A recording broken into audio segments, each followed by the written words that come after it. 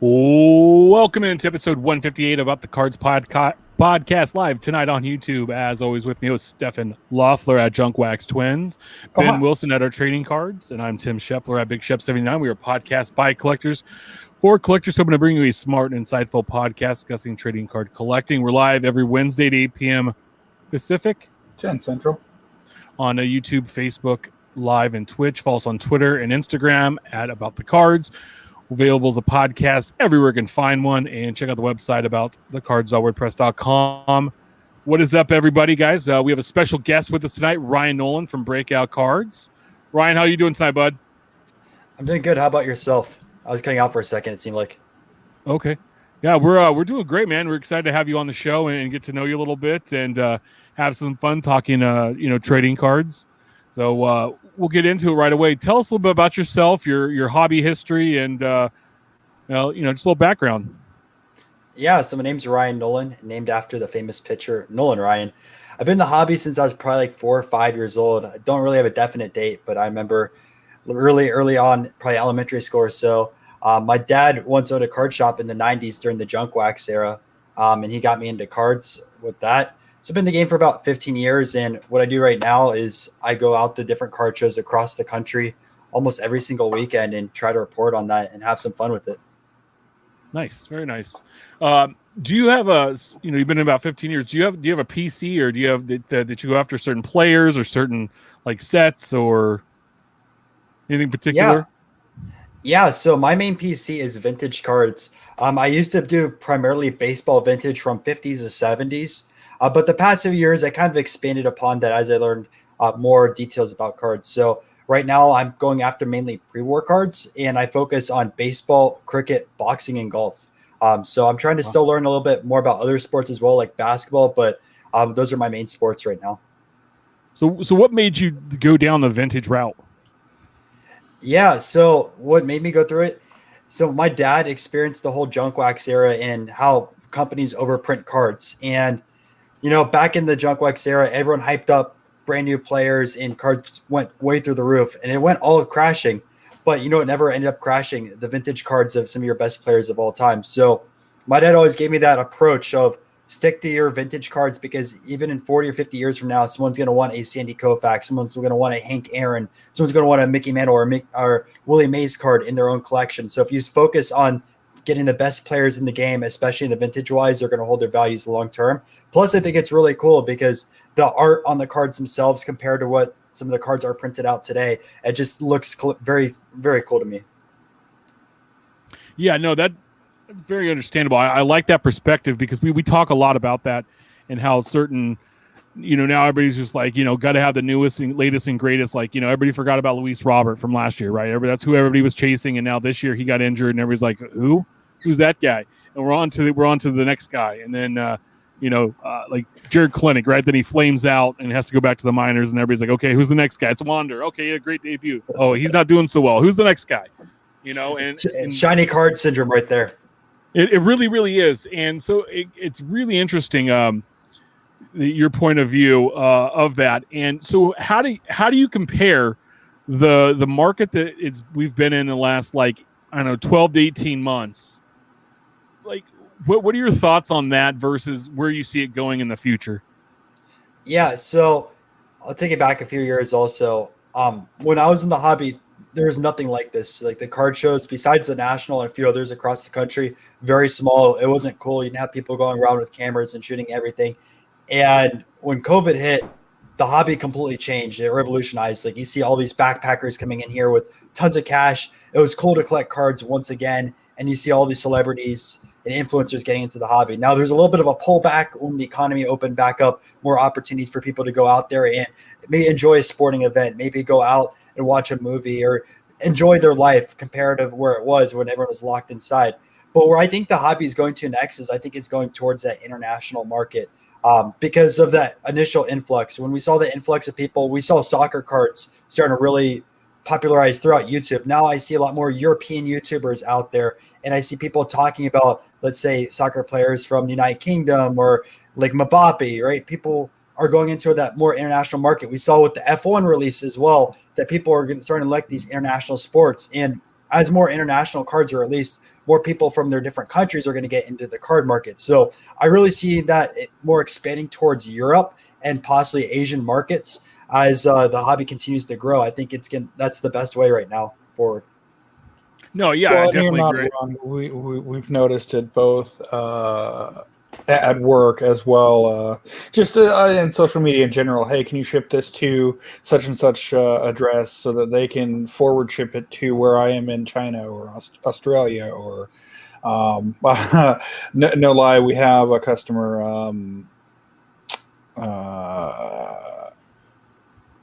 drawing a blank here, but out of Hungary.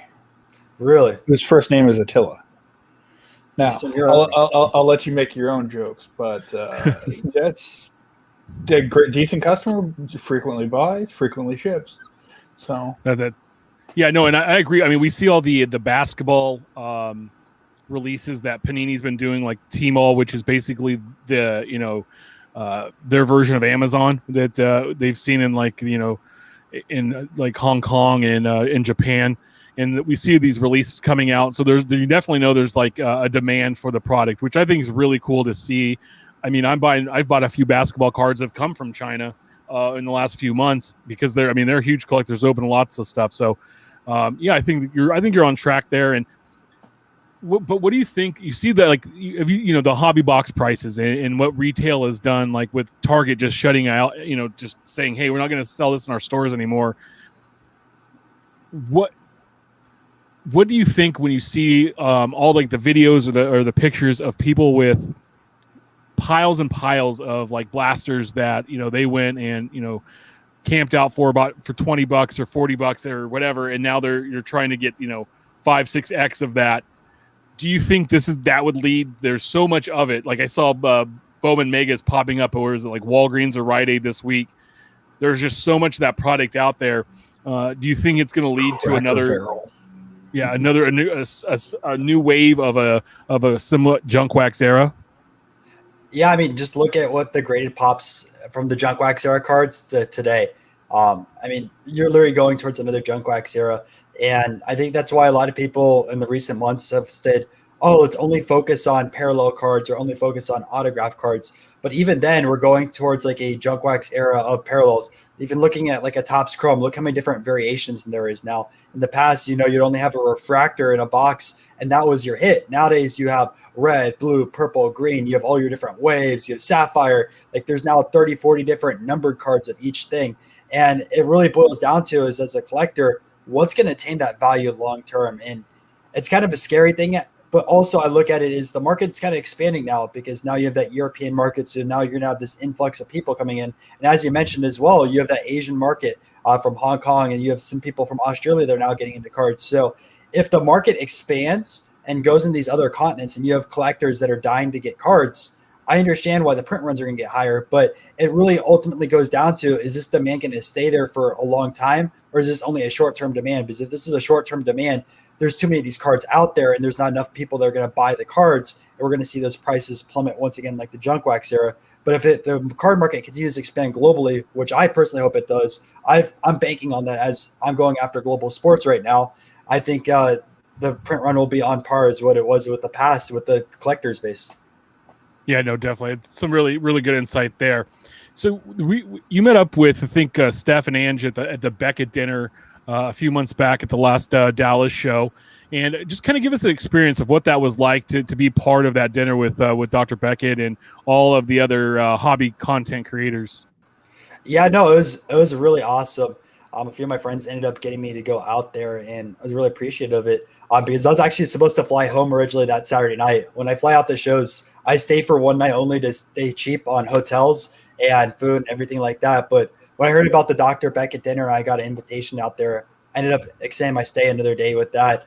But just the conversations and the opportunities to meet with all these other people. I mean, you get to see people over Twitter or YouTube or Instagram, wherever people create content out, but you don't get to meet everyone in person. And it's so hard sometimes with the Dallas show when there's thousands upon thousands of people to reach out to everyone that you know and talk to and connect with. So there's that aspect of it. But then the actual conversations that Dr. Beckett had, how he actually went out there and he was talking about like trying to regulate the pretty much the creator market. One big thing that he advocated towards was there's too many people out there that are pumping and dumping cards without any, like, I'd say specific knowledge of the players that they're pumping up and then selling their own inventory, kind of like some of these crypto shillers are on Twitter. And like, as content creators, what is our specific role in the hobby? Should we be saying if we have this card, if we're promoting it, should we be saying we're selling the card and anything like that? And also we talked about, the labors of actually creating content daily. I mean, you guys are at what, number 100 and what, 85, you said? It was at 150, 158.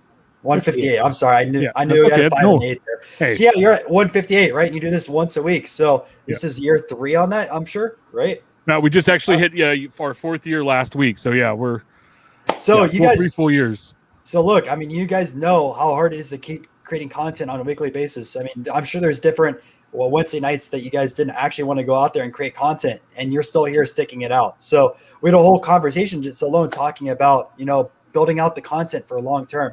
And look, I've been in the YouTube game for less than a year. I haven't been out there for a very, very long time, but I know myself, like it's difficult. There's days you don't want to upload. There's days when you're like, oh, I'm tired. You just have to keep grinding through it. And we had a whole conversation about that as well.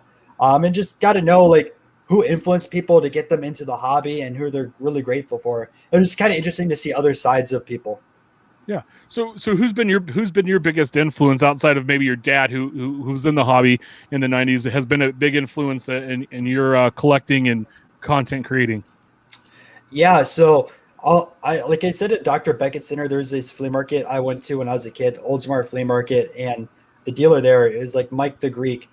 He always was super, super nice. He gave me cards. He taught me a lot about cards as well, and just had a great time at that. And because I had a good time at the LCS, or the flea market, which I consider LCS, I stayed in the hobby. If I had a bad experience out there, maybe I wouldn't have been in the hobby. Maybe I would have never enjoyed cards. And that's something out there, like if you're an LCS owner, man, if there's kids coming in your shop, work with them, try to get them in the hobby, because that person's going to be a repeat customer for a very, very long time. Tell friends and, continue to help grow the hobby with that. So I talked about that, but the other thing I'd probably talk about as well, which I didn't mention there, is back when I was in middle school, I started watching like a lot of different case breaks on YouTube. I can't remember the guy, I think it was like Cards Infinity or something like that. I remember watching his stuff opening up way back then. It was like early 2010s or late 2000s. And just, I'd come home from school, I'd watch these boxes being opened. I thought it was crazy at the time, $200 or $300 for like a Triple Threads box or a Topps Tribute box. And I just really enjoyed that side of it. I'm like, man, I wish I could get some of these autograph or jersey cards. And I had a lot of fun with it. So I'd say like those type of people. Yeah, he was one of the first, I think, that got a lot of people motivated in box breaking and kind of showing that there are other options out there to be able to purchase product. What is, like, who is one player? I kind of like, this is kind of a new question, is who's one player in any sport everyone is, do you think is overlooking at the moment that could be like the next, like big thing that everybody's trying to run down and chase? Ooh, so in any sport, I'll say, all right, I'm going to say any sport first, and then I'm going to go do a baseball one. So okay, perfect. Talked a little bit about the international market. I'm going to go with cricket because there's not a lot of people talking about it. And the guy named Donald Bradman. Now, Donald Bradman is the best cricketer of all time. He has a tobacco card, or he has multiple tobacco cards from the 1920s and 30s. And he's a legend for Australia. If you look up like the most famous Australians of all time, he's in that list. If every list you look at the best cricketers of all time, he's number one in every single list. And cricket's the second largest sport in the world behind soccer. And we've seen how much the soccer stars have gotten up. And now you're talking, look at a pre-war player who's the best of all time in Australia. So if the cricket market ends up taking off, which I think it's going to, I've invested in it just to be fully transparent. I think Bradman is that player that people are going to go after and go crazy with that sport. Now, baseball side-wise, if we're talking about like the last few years, a pair I've been really going on, and I know there's another guy on Twitter, Big Poppy 34, always talks about him, as Rafael Devers as a hitter. And if we're going to talk about pitcher-wise, I'd probably say Jack Flaherty.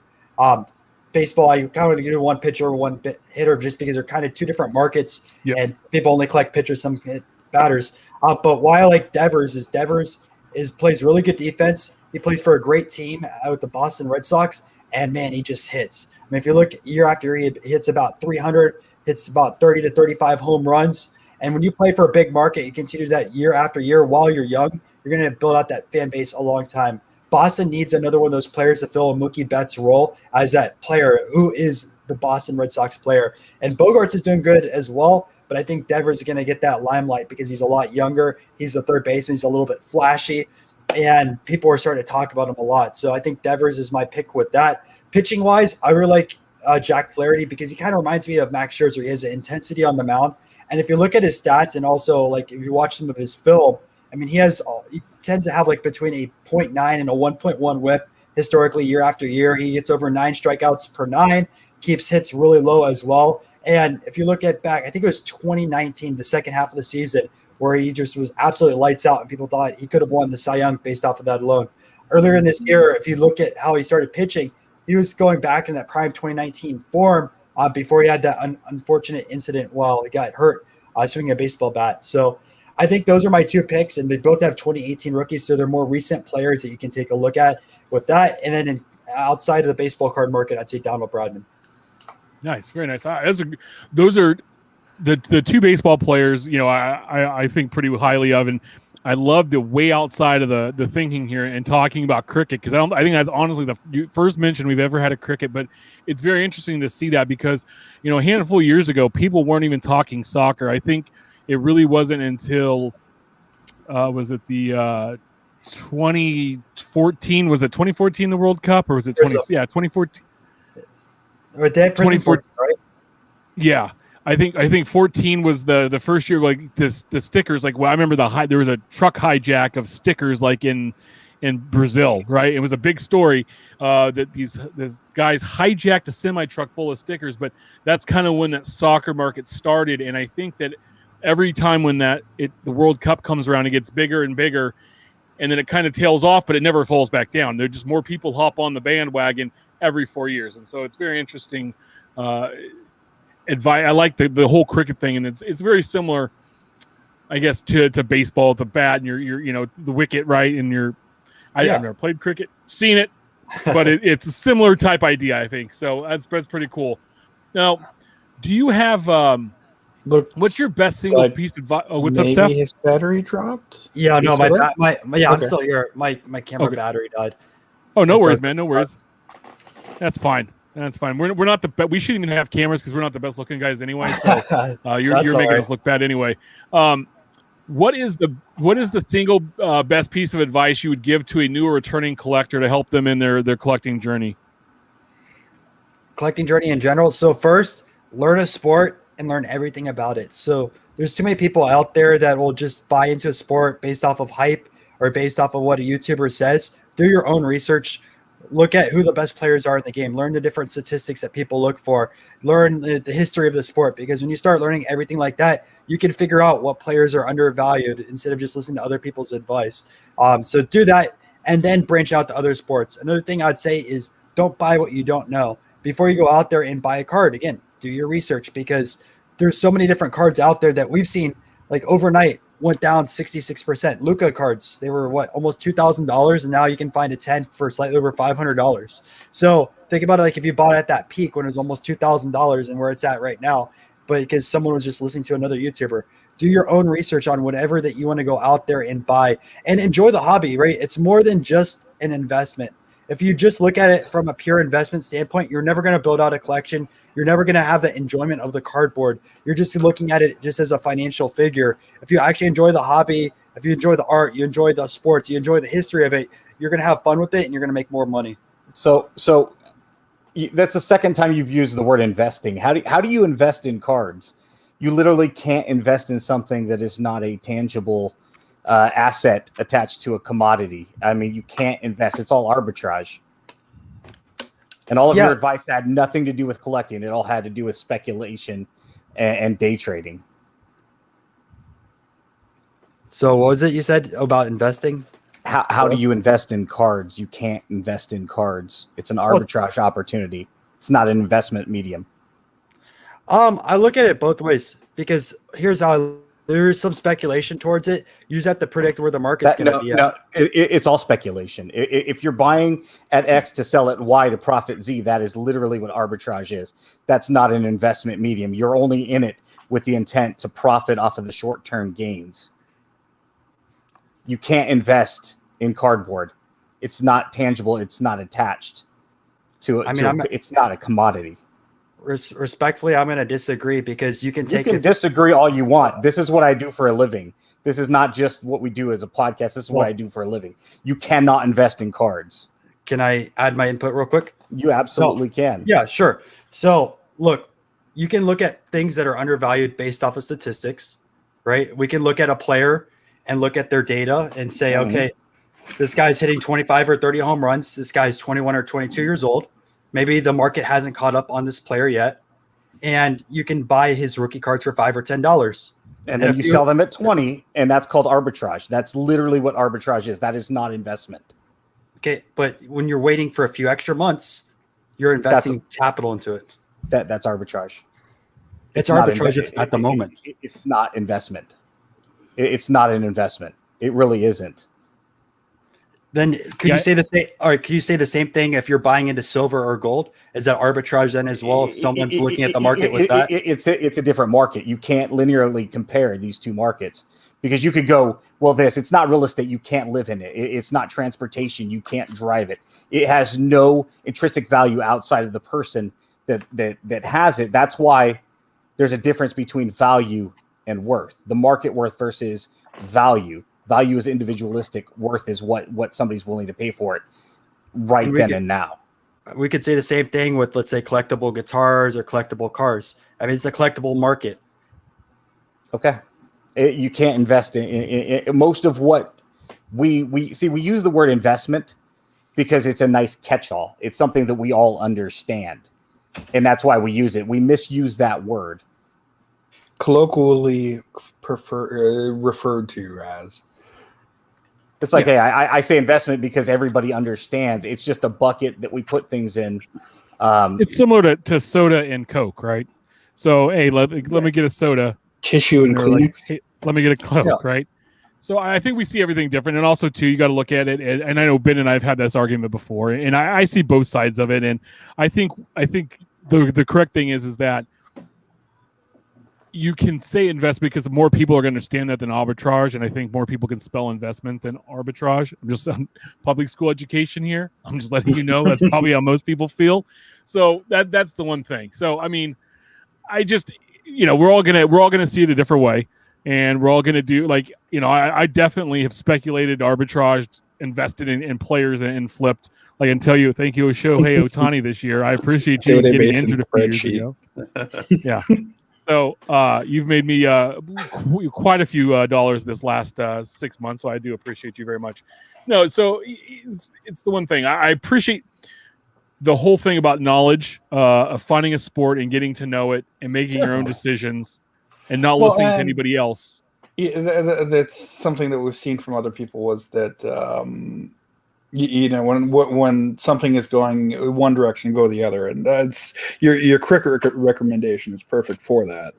I don't know many cricket collectors. I think even just pre-war non-sport, I think maybe can count 4 or 5 people. Well, with the pre-war non-sport, I was gonna say that's huge in the United Kingdom. So I was talking to a pre-war collector, and like they have a version of the National just right over there for non-sport and other cards like that over there. So it's a huge event. And they have, I think it's like September or something like that. And they rotate it across the country. But over there, they focus more on the cards rather than the sport itself. So they'll collect different animals. They'll collect some of the older Ginter cards and other different pieces of cardboard based off of art or any pop figures, anything like that, compared to the American audience, where we right now focus primarily on the sports. We have a certain individual that sends a lot of churchmen's and wills and a whole bunch of that stuff that once it started to come in, I quickly caught up to all of that stuff. But I hadn't known that there was a non-sports national, if you will. Why did my audio draw? There we go. Disconnected the cable. Just everything got silent, pitch dark, silent for a second. No worries. Not to us. We heard you the whole time. Well, sure, but it doesn't surprise me either. that something like that would pop up. I mean, we hear every now and then that there's a postcard show here at the same time that we're having a card show, or Pokemon shows or Magic shows. That somebody who's coming on the show next week was joking that he was going to the National look for Magic cards. I'm like, yeah, probably not gonna happen. Like, well, I'm looking for hockey too. I'm like, you'll probably find that. There you go. Well, it's always good to have an open mind, right? Like, you never know what you're gonna find at shows. I mean, I've seen some like Funko Pops at shows. I've seen comic books at shows as well. Yeah, so you just never know what you find. He's showing it off over there. So Ryan, what is the next show that you intend to check out? Do you have one on the? Yeah. So this weekend I'm going to the local one in Clearwater, Florida, but the following weekend I'm going to both Dallas and Atlanta. So I'm flying into Dallas Friday night after work, and then I'm flying into Atlanta Saturday night after the Dallas show, and then going back Sunday afternoon and going back to work Monday morning. Well, yeah, that's a busy man. Are you going to be going to the National as well? Yes, I am going to be going to the National. So the week after those two shows, I'm flying to Iowa. I'm going to do a vlog for their show as well, and then I'm going to be going to the National on Thursday and Friday. Is that the one in Des Moines, I think? Yeah. They got an awesome promoter over there. Do you have any new videos coming up that you want to tell us about? Yeah, I mean, I'd say if you're watching this right now, check out my channel. I just did a vlog. It was last weekend, I think, or a weekend before, where I went up to Columbus and hit up a vintage show up there, and also toured the different card shops. So at the end of the video, I talked to Card Collector 2, Ryan, up there for about 15 to 20 minutes. So we had like a collab with that. But I showcased the vintage show, and I picked up some really cool vintage golf cards. So I picked up some Sneeds and also some Hagens. Nice. I show them on video right now. The things that I'll talk about That's right okay. here. So I have a question. How did you check out Ryan's new card shop? Yeah, those are awesome. Yeah, because we had him on the show right as he opened, right the very first time, right before he opened, or right after he opened the shop for the old shop.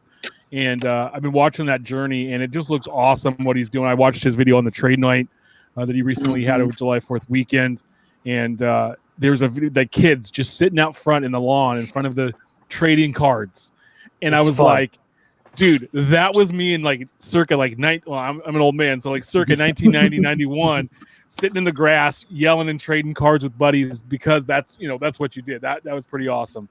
I think that's really cool. I was saying the final question we always ask everybody we have on the shows, we want to know is, if you could only own one card that you currently own, which card would it be and why? Easy. My T206 Walter Johnson overprint 649. So Walter Johnson, awesome. The greatest pitcher ever for baseball. Don't have to tell 2/3 of us. Right? So, if anyone didn't know who he is, but Walter Johnson, absolute beast. I love the T206 cards. It's a portrait card as well, which those command more value than any of the other poses that are out there. Sure. It really stands out. Plus, has a rare back. It's not the rarest back that you can get. It's like a medium difficulty between everything, but it's still only a pop 30 or 40. And I ended up going throughout Dallas the entire day, finding arbitrage opportunities, and I ended up making it straight.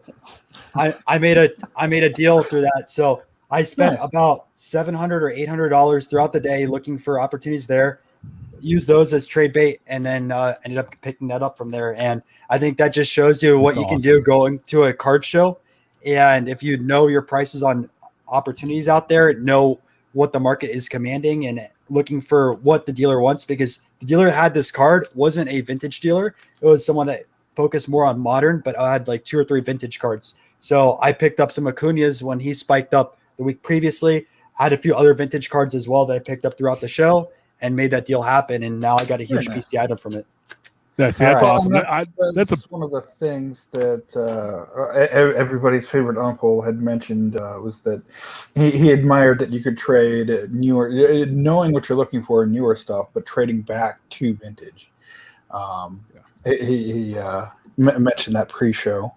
Some of my biggest pickups have been because I had, scouted out and picked up things on the low, and then turned around and sold them to go buy something I really, really wanted, and didn't spend a ton of money to actually acquire the piece I really wanted. So that's awesome. I love hearing that.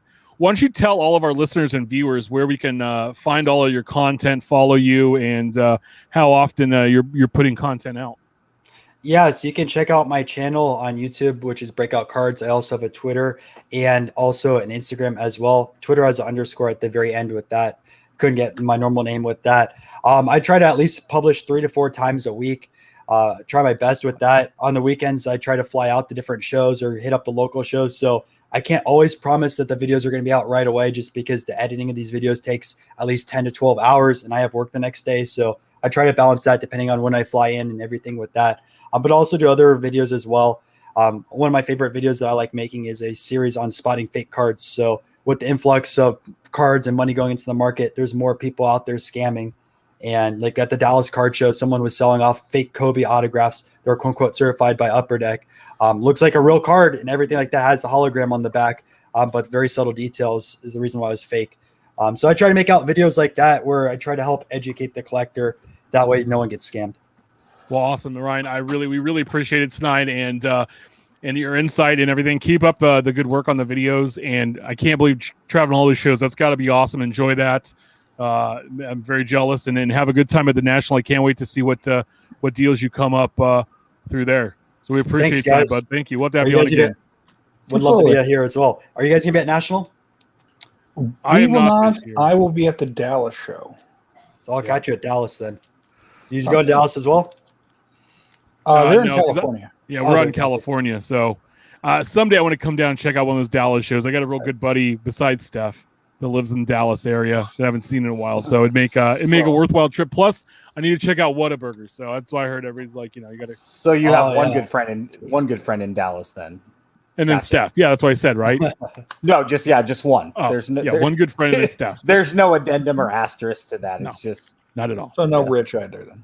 Got it. okay. Two Well, then. he's not a friend. He's a legend. Rich is awesome. He's our Right? uncle. I mean, he's family. Yeah, Uncle Rich. So. He's a great All guy. right, Ryan. Well, you have a good time. I appreciate you hanging out with us tonight for a little bit. I know it's late for you, so we do appreciate that, and we will continue to follow all your success and the stuff you put out. Awesome. Enjoy, guys. Thank you. All right, have a good one. Thank you. Have a great night. So that's awesome. I loved how he didn't back down. All of a sudden, Ben comes out of the darkness. If you guys are watching, there's no video for Ben. I don't know what's going on, but Ben Try comes turning out on of the light. the darkness and he goes, that's not investing. And I knew that was coming, and I appreciate you letting us get through the interview for a while. I let the cut first him one out, go. He's younger, and hey, had he said if he had said the Walter Johnson thing earlier, I would have let the second investing go. Hey, but you know what? It's fine. I think certain people I think certain people understand the word invest more than arbitrage, and that it is what it is. But to go around a show and buy up stuff, right, and then go and trade it for another card, and just spend a few $100 and get this ridiculous Walter Johnson that you're trying to chase down, which Pretty impressive. by the way, you probably spent not even Steph. I don't know the Walter Johnson market, but if he spent $800, that's maybe half or third of what he would have had to pay for the somewhere in card. there. I mean, depending on the backs, obviously. But there's a similar one in the current area that's about $1,200, $1,500. That's graded authentic anyway. It may have had a one score. That's crazy. That's the story I love to hear, because that's some of the similar stuff I do. Like, I can't afford to go out and buy a $300-$400 card. If I want that, I got to flip some other stuff to do that, and that's what I love to do. Like, hey, I'll nickel and dime it all day to get a card that I love. So, Well, and exactly, and I mean it's not it's something that I found in some other non-sport realms, but if I can trade this box that I don't need, that has clearly says dupe on it, maybe that's dope. a dope. And That was has a dope horrible box. handwriting. No, magic. Trade that for stuff that I need. Hey, all day, or even cash. It's theirs. Congrats, it's yours now. He said the Walter Johnson is a 2 with a mark. 2, fancy. That is awesome, dude. That is, man, big train. That's Top. Dude, yeah, I read about him back when I was like, I don't know, in 4th grade. So he was just had retired. So, you know, Top 10 all time. Right around the time Uncle Rich had graduated college. Graduated high school. yeah, Uncle Rich was just getting out of his short pants. No, yeah. See, So let's get into picture it. here. Oh, you do? Oh, there you go. This is what Uncle Rich gets for not staying up Yeah. past. That is a you know, cool night- looking card. That's nice. Yeah. Look at the color on that thing, dude. Yeah. Yeah, that's awesome. Sweet cap. Very nice. Cool. That's fun stuff. Like, you know, but by the way, hey, can you bring that back up real quick? Yeah, sure. Didn't Yeah. even close the page. Share, I want to show something in the background. Now, everybody that's on Sure. the listen to the podcast, I'm sorry you can't see this, but in the background, I don't know. There you go. He's got look at that. Mark McGuire, USA rookie. Tiffany. It's a Tiffany. That's pretty cool. I have one There you too, go. and it's a PRC. Now we're- ARC. It's an amateur rookie card. ARC, baby. American River. Let's go. Let's go, Beavers. Let's hop into it. The week that was last week's releases. Topps Living Week 173. We had card Forts 27, Giants great Kevin Gosman, the pitcher, sold over 1,400. And card 428, Trevor Rogers, rookie pitcher of the Marlins, sold 2014. Way to go, Trevor. By the way, his autos and stuff, my buddy pulled one of his autos. They sell like super well, and a lot of people are like, "Oh, I'm big on this guy." So maybe I need to find a Marlins game. They're never on TV, so Needs to get traded to the Twins. yeah, with his Said brother it and his last twin, week. and but no, yeah, this is that's some decent numbers, man. Gosman was the 4th overall pick in the draft one year, right? And then could never get it right with the Orioles. And for whatever reason, the last couple years of the Giants, man, this kid's figured it out, and it's great. So I love seeing that. So, and then my our buddy, I like him. My buddy Jared Kelly did the art on the Trevor Rogers card, and I think it's looking good. That was one of the better looking cards I think we've seen pop out. So we also had 2021 Panini Noir basketball, 21 Panini Chronicles draft picks collegiate football, 21 Panini Mosaic draft picks football, which we just kind of threw in because it was a website exclusive, and that's kind of been here. It was kind of in like the end of June when that released. So. Hot off the presses, this week's new releases. Topps Living Week 174. Card 429, Craig Kimbrell, pitcher from the Chicago Cubs. And card 430, Akil Baddoo, rookie outfielder of the Tigers. Now, I think the Baddoo would have sold super duper well had it been the first week of the season when he was on fire. Had it been He released, was playing really well, and then all of a ads- sudden, the pitchers learned how to pitch to him, and he hasn't been as big of a name. We're going to talk about somebody later in the show that's flamed out maybe he as drives well. a Mercedes. Yes, that's going to be fun. But I know once a Cub had to be excited to see Craig Kimbrell on the list. Wonder if they're going to release a Jake Arrieta now that he's with the Cubs. Like he's been getting hammered. Nice little pair, right? You got a rookie and you got a former All-Star that's played on a handful of teams, but a Cub, so he's on one of the more collectible teams, I would say, right? So and they got him in at the beginning of July before he gets traded at the end of July. So, wink, wink, they can Manny Machado him. Shit. Do you think real quick, do you think Chris Bryant gets traded? No.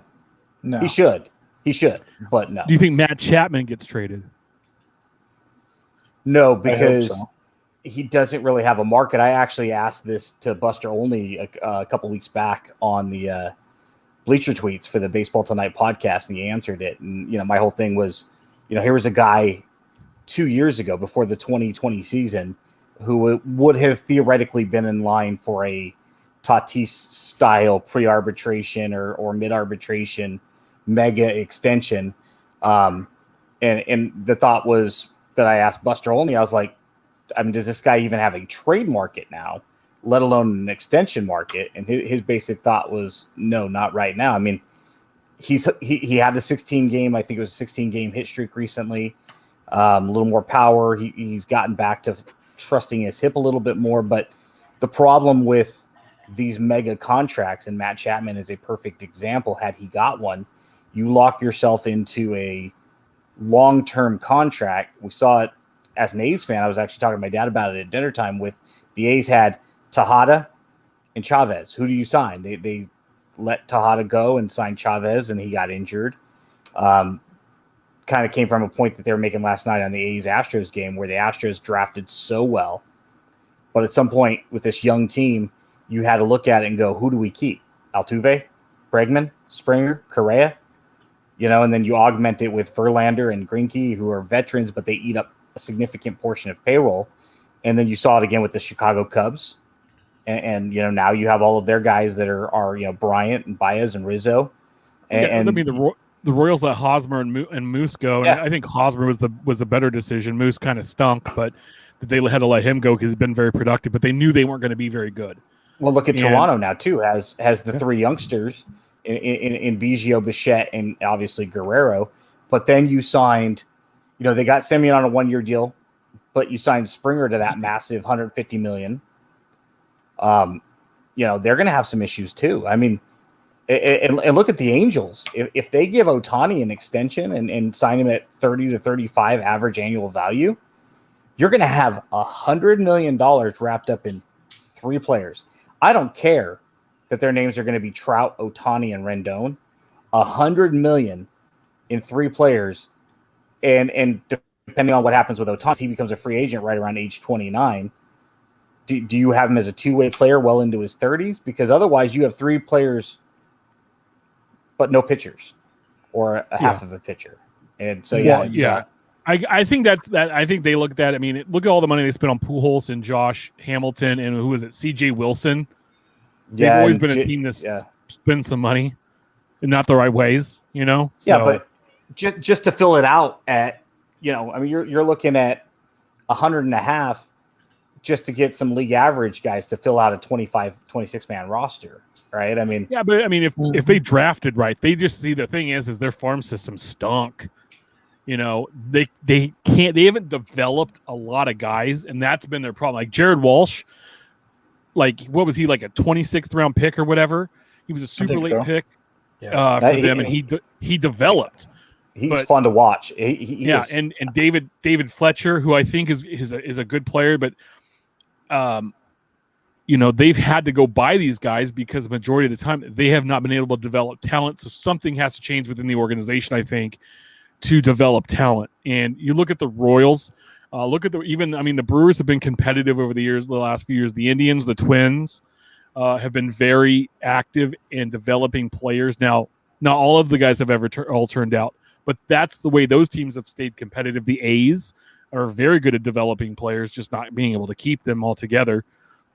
So I think everybody's biggest problem is that when you go and buy all your players, I don't believe you can win because it's too expensive.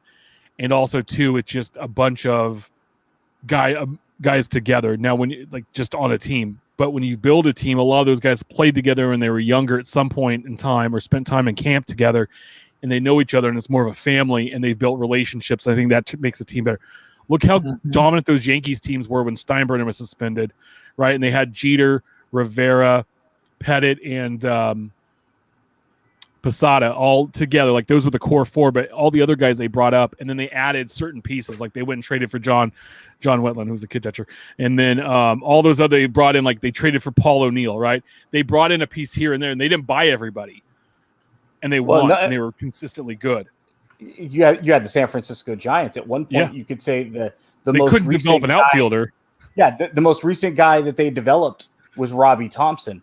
Then all of a sudden, 2 decades later, Posey and Crawford and Bell, that whole and infield, and Bumgarner and Sandoval, right? All of a sudden, all these guys start coming up together, and it's and so, some guys, come from other teams. Like if you talk about the A's, I just mentioned Marcus Semien, for instance. He comes over from Chicago in the Jeff Samardzija trade, but the A's made him who he is.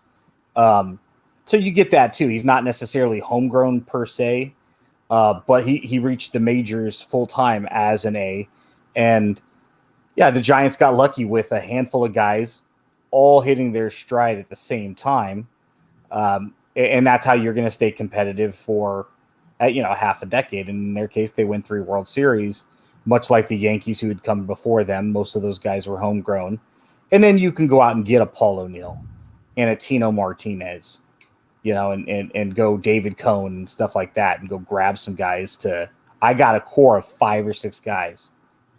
And, but to answer your question, no, Matt Chapman doesn't get traded. He doesn't have a market. I love how that conversation just went on how to build a baseball team. I love it.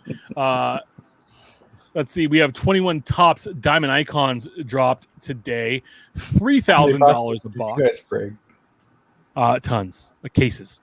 1 pack per box, 10 cards per pack, 2 autographed relics, 7 autographs, and 1 memorabilia or gem card will pop out of this. Dude, ridiculous stuff. This is stuff that I watch on breaks and go, yeah, that's neat. Could never afford to open it. Probably buy a single, but look at how cool those cards look. I've got a couple of to pull a Stefan. I've got a couple of Diamond Icon McGuire's, low numbered. I think out of 25, or one might even be out of 10 from a few years past. Something with Diamond Icons I've noticed is do not buy this year. Let somebody else open it first and foremost. And if there's something on the checklist you want, wait till 2022. Go back and find it when you have a seller who's desperate. In fact, I picked up a McGuire from Topps Rip that was numbered out of 3 that I literally have been watching since it came out last year, whatever it was, probably right around this time. And is the orange parallel out of 3, and dude had it for $200, and it's like, I'm not paying $200. I waited months and months and months, probably close to a year now, and I was like, $80, and I'm like, there's no way he accepts. The next thing I know, Just saying. $80. So just I think the best thing to do with Diamond Icons is wait out the market a little bit. That's how I've picked up a couple of McGuire's By the following year. Yeah, I would say, yeah, don't buy this year. Just keep an eye on it. Put it on your wish list. And the other one too, Definitive, is another one I've noticed that you can get some pretty good deals. You don't want to buy that stuff the week of, dude. Dynasty, I think is what I meant to say. Yeah, I picked up a McGuire Dynasty out of 10 a couple years ago, 2 years after it was released, and it was under $100. If I buy that first couple of weeks, you're looking at 2-3x. Yeah, and people are just trying to cash out and get their money back, right? They're just take advantage of the people know it dropped, and hey, be the first to market. And get what you can. Be a patient buyer with products like this, and you'll be able to pick some of it up. Transcendent is another one. I would say it's different with Top Series 1, like the base series. When you see that pink, that Mother's Day pop up for whatever reason, this is the hardest damn parallel to find of a lot of players. Mm-hmm. If you see one, buy one. We also have a 2021 Upper Deck Extended Series Hockey coming out tomorrow. Yes, congratulations to the Tampa Bay Lightning for winning back-to-back Stanley Cups. They did. Tonight was a 4-1 series win over the Montreal Canadiens. So this is $150 a box, 24 packs per box, 8 cards per pack. It's a solid value there. You're going to get 4 05-06 Upper Deck tribute cards, 2 holo graphics cards, 1 ovation, 2 GRFX, yeah, holo GRFX. That just looks like holographics to me. Absolutely love that these are back. 2 rookie class SE cards, 1 SPX and finite, 3 ultimate victory, 1 Dazzler clear cut card, 1 UD3 pros and prospects or triple dimension reflections, 1 French parallel, and 6 Young Gun rookie cards. So these are the Young Guns that debuted like during this season, so they could have been in Series 1 next year, but they're putting them in this. I believe so. Or just the additional players that they couldn't fit in time. Was there either for rights or pictures. Because wasn't there a kid that played in the Stanley Cup that also played in the Final Four of the ice, whatever they call it. He's from I want to say Frozen Four. Frozen Four. Yeah, he played like Michigan, and he also played in the. Talking about Cole Caulfield. Does he have a young gun in here? Checking. Let's see if Steph can pull his magic. I do love that. In addition to those coming back, there's also the Dazzlers continue. Ovation was a solid set throughout the 90s. Like I said, I really love Rookie Class. I think those were originally like a collector's choice parallel or part of the set. They look like a Chevrolet. Yeah. So that's really cool. I hate that I have several Kaprizovs to chase now, including the Dazzler. So then those are pretty sweet looking. So yeah, wasn't he Rookie of the Year? He was the Calder. There's also 230 card set, so that's a thick set. That's a thick base set for an extended series. Especially with so you got that, but also you have it's the continuation for Series 1, Series 2, and in that I'm only missing like 5 cards from Series 1, all Young Guns, of course. Yeah, I kind of have to get a box, finish the set, be done with it. So recently, here we go, Tesla right on. I almost picked up a Series 2 box the other day, but. That's pretty fancy. I broke 4 tins. I don't want to talk about it. Do you want to talk about it? Oh, man, hold on. Pretty fancy. Sure, why not? So in the same tin, I got rookie mat for Igor Shesterkin. Excuse me. Check that out. My Russian isn't as great. The LCS had these for $20.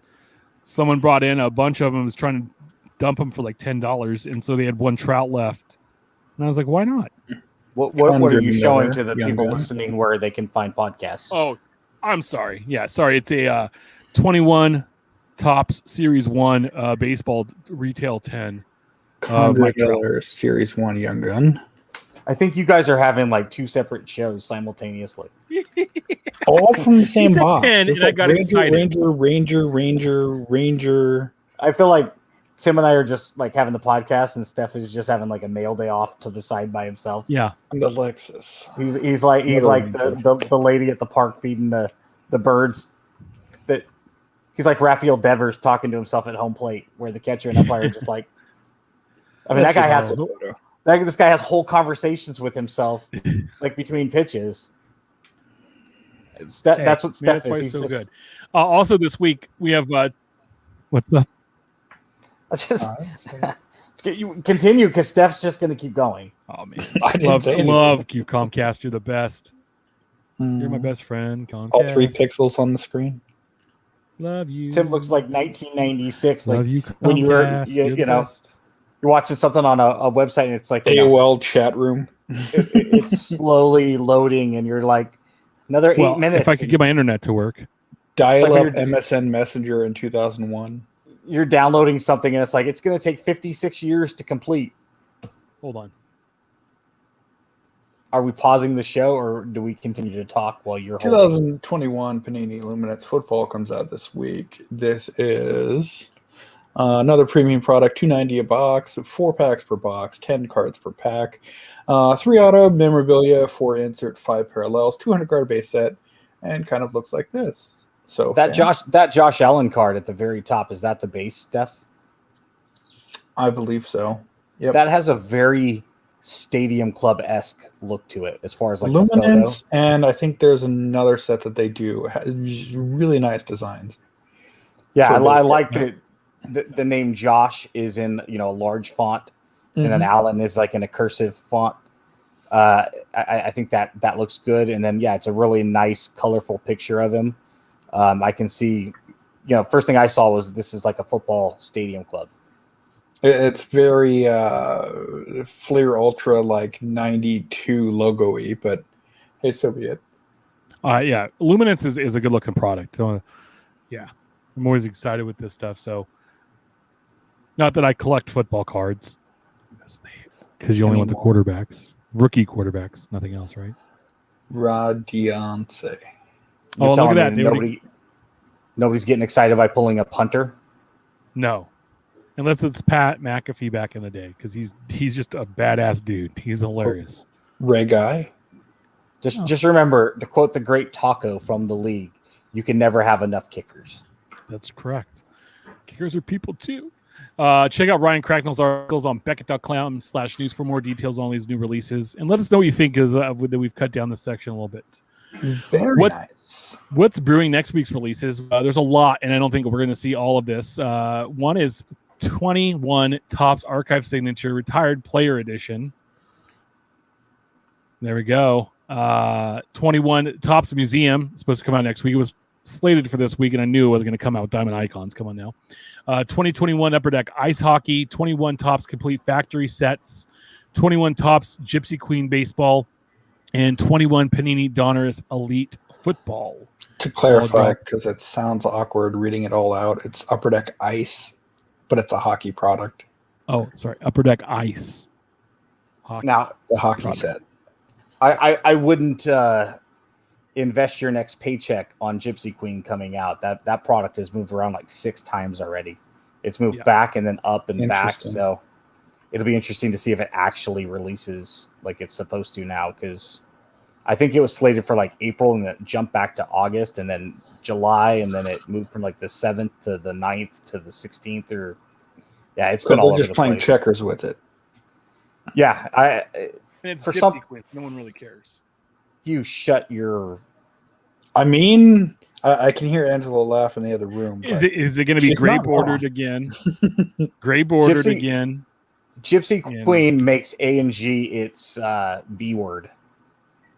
Come on, Gypsy Queen is so much We're going to better hop than in Ginter. our I infield don't- chat. better Our- looking product? Let's our see. hobby Gypsy talk Queen section part of the has show. legends and it has great photography and art, and Ginter has comedians and actors and crap that nobody cares about.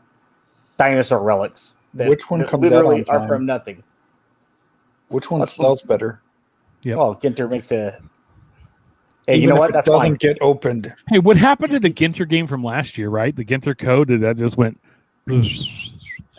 It went off. seriously It went off What with all lasted of the. longer, the Ginter code or NFTs? Yes. Yeah, and once a Cub is no longer a friend of the show, as he is a hot take. He said Gypsy Queen's greater than Allen and Ginter. So goodbye. He's He's allowed been to be blocked. wrong. Everyone's allowed to be wrong. So Steph, there was a terrible, terrible, tragic accident on July 4th with a Columbus Blue Jacket. Go in a little detail. Sure. One of their young guns, actually in Series 2. One of their super young, talented goalie prospects. So the circumstances are kind of iffy on what actually happened. Ben just dropped by. Now that we had the best show going on, jokes. No, it first came out that he hit his head, and then it came out that maybe he was trying to run out of a hot tub. That now it's come out kind of that maybe it was a firework related accident. I think that's what's going on. What the coroner stated. It's be safe on 4th of July. I mean, I toy around with fireworks. We spent way too much. But we do The it cards you safely. could have purchased. I didn't pay. It said we collectively. But unfortunately, he passed away due to a firework-related incident. Then it's really unfortunate that someone who's just made it up to the final run. He played 10, 15 games, something to that effect. Split over a couple seasons, but and to do it no less at his coach's home, Manny Legacy, in Michigan, with his Is he goalie, teammate goalie. Yeah. For Columbus, it's just rough to imagine. This was the goalie who was on Team Latvia that shut out Canada a couple months back. That shocked kind of the hockey junior world, or the international IIHF competition. It's really unfortunate. And His- I come on, let's have no RP listings, bastards.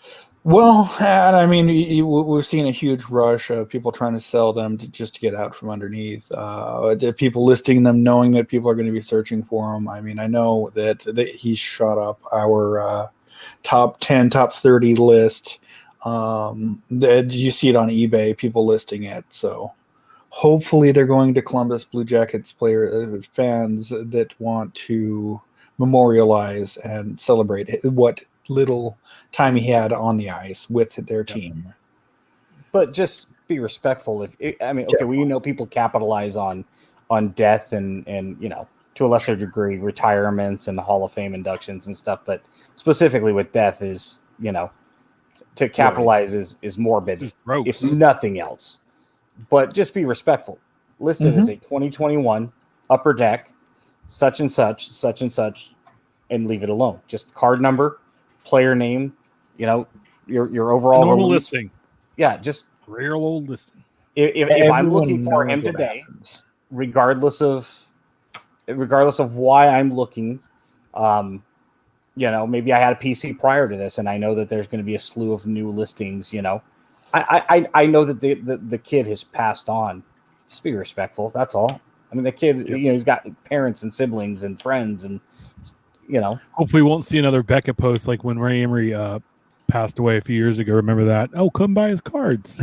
Beckett.com. Card number 480 in Series 2. And if we have any Columbus Blue Jackets fans, I have 3 extra that I will send you in the mail. So reach out if we have a Columbus Blue Jackets fan, reach out. Weird place to have a hockey team. I'll ship them. They actually they're a sister expansion team with the Wild. They came in at the same time. 2 terrible teams we don't need in the NHL, right? At least the Wild have good colors. How many Colorado teams are there that don't need to exist? 1. All of them. All of them. But then they win a Stanley Cup. Haven't they been successful? Like, come on. Long time ago. 20 Herman what's his name again? At Bob Nightingale, the White Sox demote struggling Herman Mercedes to AAA Charlotte after his red hot April. This guy was on fire, just hitting home runs, being fat catcher, like being 40 years old, just up there playing softball, baseball, having a good old time. To quote a local radio guy here, struggling severely. And there he goes. And I think one of the comments in there, someone said, I hate Tony La Russa. I don't think Tony La Russa should be managing the White Sox. Let's just be honest there. But, dude, there was a reason this guy was in the minors for so long. And every so often, lightning strikes in the bottom. We told you guys, like, his autograph, like, he had an autograph was a Series 1 that was selling for like $2,000 because that's like the only thing he had. There's a reason. We said this when he was having a good time. Like, if you have his cards, sell them because you'll be able to get them back for nothing later on. And we're there now. And what's funny is I was watching, in my downtime, I was watching some TikToks, which I love to do because I'm a 12-year-old girl. You're a grown ass man, dude. Yeah, TikTok is legit, man. There's so many good recipes on there. And this guy, there's more and more baseball card there's more trading card content on there than I would expect that I get across every day. This guy was talking about minor leaguers to look for in the last week of June. Like, these guys had a great June and all this stuff.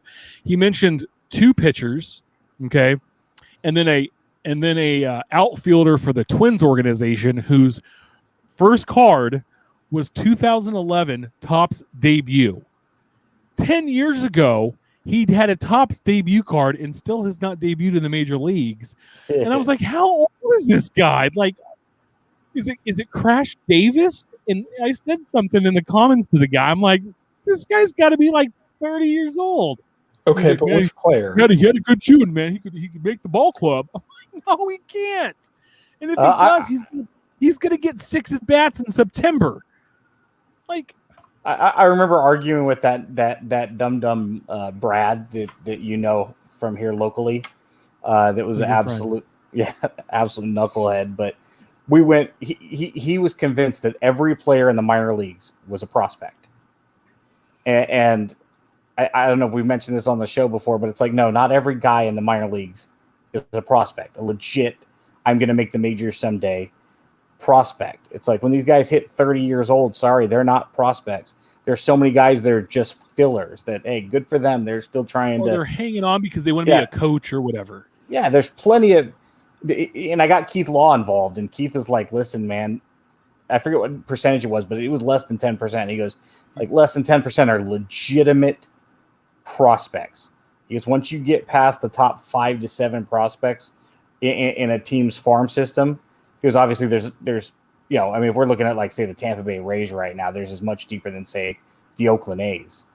But once you get past, I think Luzardo has graduated out of prospect status now. But once you get past him and Puck and Tyler Soderstrom and Robert Pawson, sorry, it's the ball game. The A's don't have anybody else that would be considered. They've got guys like Greg Diekman and Luis Barrera. There are other players, but come on, we're talking about those guys are going to be maybe role players, a bench player, like the guy the quad A player, right? The guy that goes between double, that goes from AAA to the major leagues when someone goes down on the DL for a week and they need to bring somebody up and they want to burn some options. And right? Good for them, right? They're better than all 3 of us combined. So not a knock on them. It's just they're not a prospect. They're a filler. They're that relief pitcher that's going to get a cup of coffee here and there, and maybe eventually they turn into a really serviceable guy and can have a couple of decent years and get a couple of good paychecks. But the majority of guys in the minors are not. And you're going to catch lightning. I mean, there was a guy that was with the Royals a couple of years ago named Frank Schwindel, who the A's had in the minors, and he hit just a ton of home runs in Vegas this year. And Mitch Moreland went from a pretty good April to not so good May to a really bad June. And the A's have horrible production out of DH. They brought up Schwindel, first at bat, second pitch he sees with the A's, it's a home run. He had a nice double the other day, but now he's hitting about 200. And it's like, here's a 29-year-old guy who had 15 at bats with the Royals in 2019 and might stick around. I think I have a 2015 Bowman card where his name's missing. Yeah, and it's like, hey, good for him. Good luck. I wish him the best, but he's not a prospect. No, he's a guy.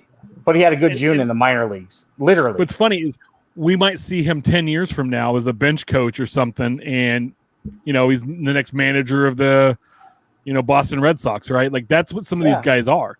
That they hang around, they get some experience, and they becoming managers. And you're like, hey, I remember, like there was a guy, Freddie Benavidez, that was a minor league prospect for the Giants back in the late 80s, early 90s. I think he had a 91 score because everybody had a 91 scorecard.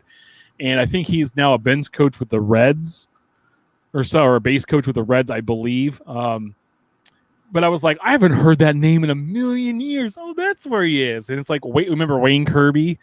He's a first base coach for it was the Padres, and he looks like everybody's old fat uncle like over there at first base. But I go, hey, I remember him. Like, so, and then I got to say, Dan Johnson. Oh, Dan Johnson was a great power hitter. He was a great minor leaguer. Yeah, Mike Hessman obviously has the record for most career minor league home runs. Hey, good for them. I mean, you only get one chance at this, and if you can milk year after year after year, and you're okay with the nuances of the minor league, drain, because it's not easy, and good for you sticking it out until there's no life left in you, as far as that goes. But Steph pulled up the stats here for good old Yerman. So three facts here. One, April, March stats: 22 games, 34 hits, 5 doubles, 5 home runs, 16 RBIs, 415 batting average. May, 28 games, 21 hits, 2 home runs, 14 RBI, 221 batting average. And then there's June. For soon to be 28-year-old, 18 games played, 10 hits, 159 abysmal batting average. Which is where I brought up 2 things. One, the case of Chris Shelton, 2000 and I want to say 6, came out with the Tigers part season, the 2 previous years, but came up. And in the first 13 games of the season, hit 9 home runs. Fastest player to hit 13 home runs at that point in any season. And he's a career 273 hitter, 37 home runs. And he's played parts of 4 seasons in the majors. So be careful what you look at. Yeah, For look at one, these guys all the obviously, time. but then two, well, I guess three rather. You'd mentioned 2010 Topps Pro Debut. Which player? I think it was 2011. I'll have to go back and see if I can find the talk tick, and I'll send it to you tonight. So- there's a great question here, and by Once a Cup, real quick. Yeah, no, that's what I was going to mention. Yeah, go for it. Okay. Yeah, he says, could both 21 rookies of the year have rookie cards from pre-2020? He's talking about Patrick Wisdom of the Cubs and Adolis Garcia of the Rangers. Garcia had a 2018 rookie with the Cardinals. Wisdom also had a 18 or 19 rookie with the Cardinals. Interesting. Yeah, Yeah, we'll see. For every Wisdom and Garcia, and maybe they don't pan out the Bob remainder of Hamlin. the year, and you get guys that there's so many guys that have stories. You know, I had mentioned something the other day on Twitter about, you know, the market for these guys continuously going up is remote at best. And Big Poppy 34, who Ryan had mentioned earlier, he's like, you know, big Devers guy. And he's like, Devers keeps going up. And it's like, well, yeah, you can always cherry pick a player here or a player there that are the exception, that the outlier. The majority of these people don't go up because, you know, the point that I was trying to make is by the time I think it was in reference to Lewis Robert, the conversation was, you know, the fact that his market has declined considerably from where it's been. And it's like odds of it rebounding, maybe you'll see a slight uptick, but by the time he comes back and plays at the end of this year, next year, there'll be so many new players that the hobby's now focused on. He probably never gets back to where he was, and that's where he's like, well, Devers keeps going up, so why couldn't Robert? And it's like, sure, he could. Yeah, he definitely could. I mean, look at Shohei. Like I talked about that earlier in the show, and when he got hurt in, was it 19?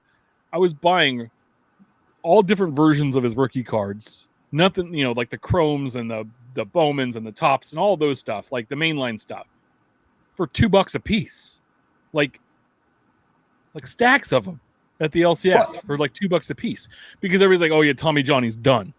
And it's like, I think he's too good of a talent. And all those, I've sold off like just a quarter of those cards and done very well. But he's the one exception. Now, Robert could come back and have a 50 home run season and become a darling, and all of a sudden his stuff shoots up. So, and he could come back and never be the same. Again, it's one of those things, you know, for every this guy, you have 10 of those guys. You know, we can, you throw out all of these names, and it's easy to cherry pick one or two players that support your narrative and easily forget. I always use the example of, if you want me to make LeBron James look better on paper than Michael Jordan, I absolutely can. The thing is, don't go do your own research because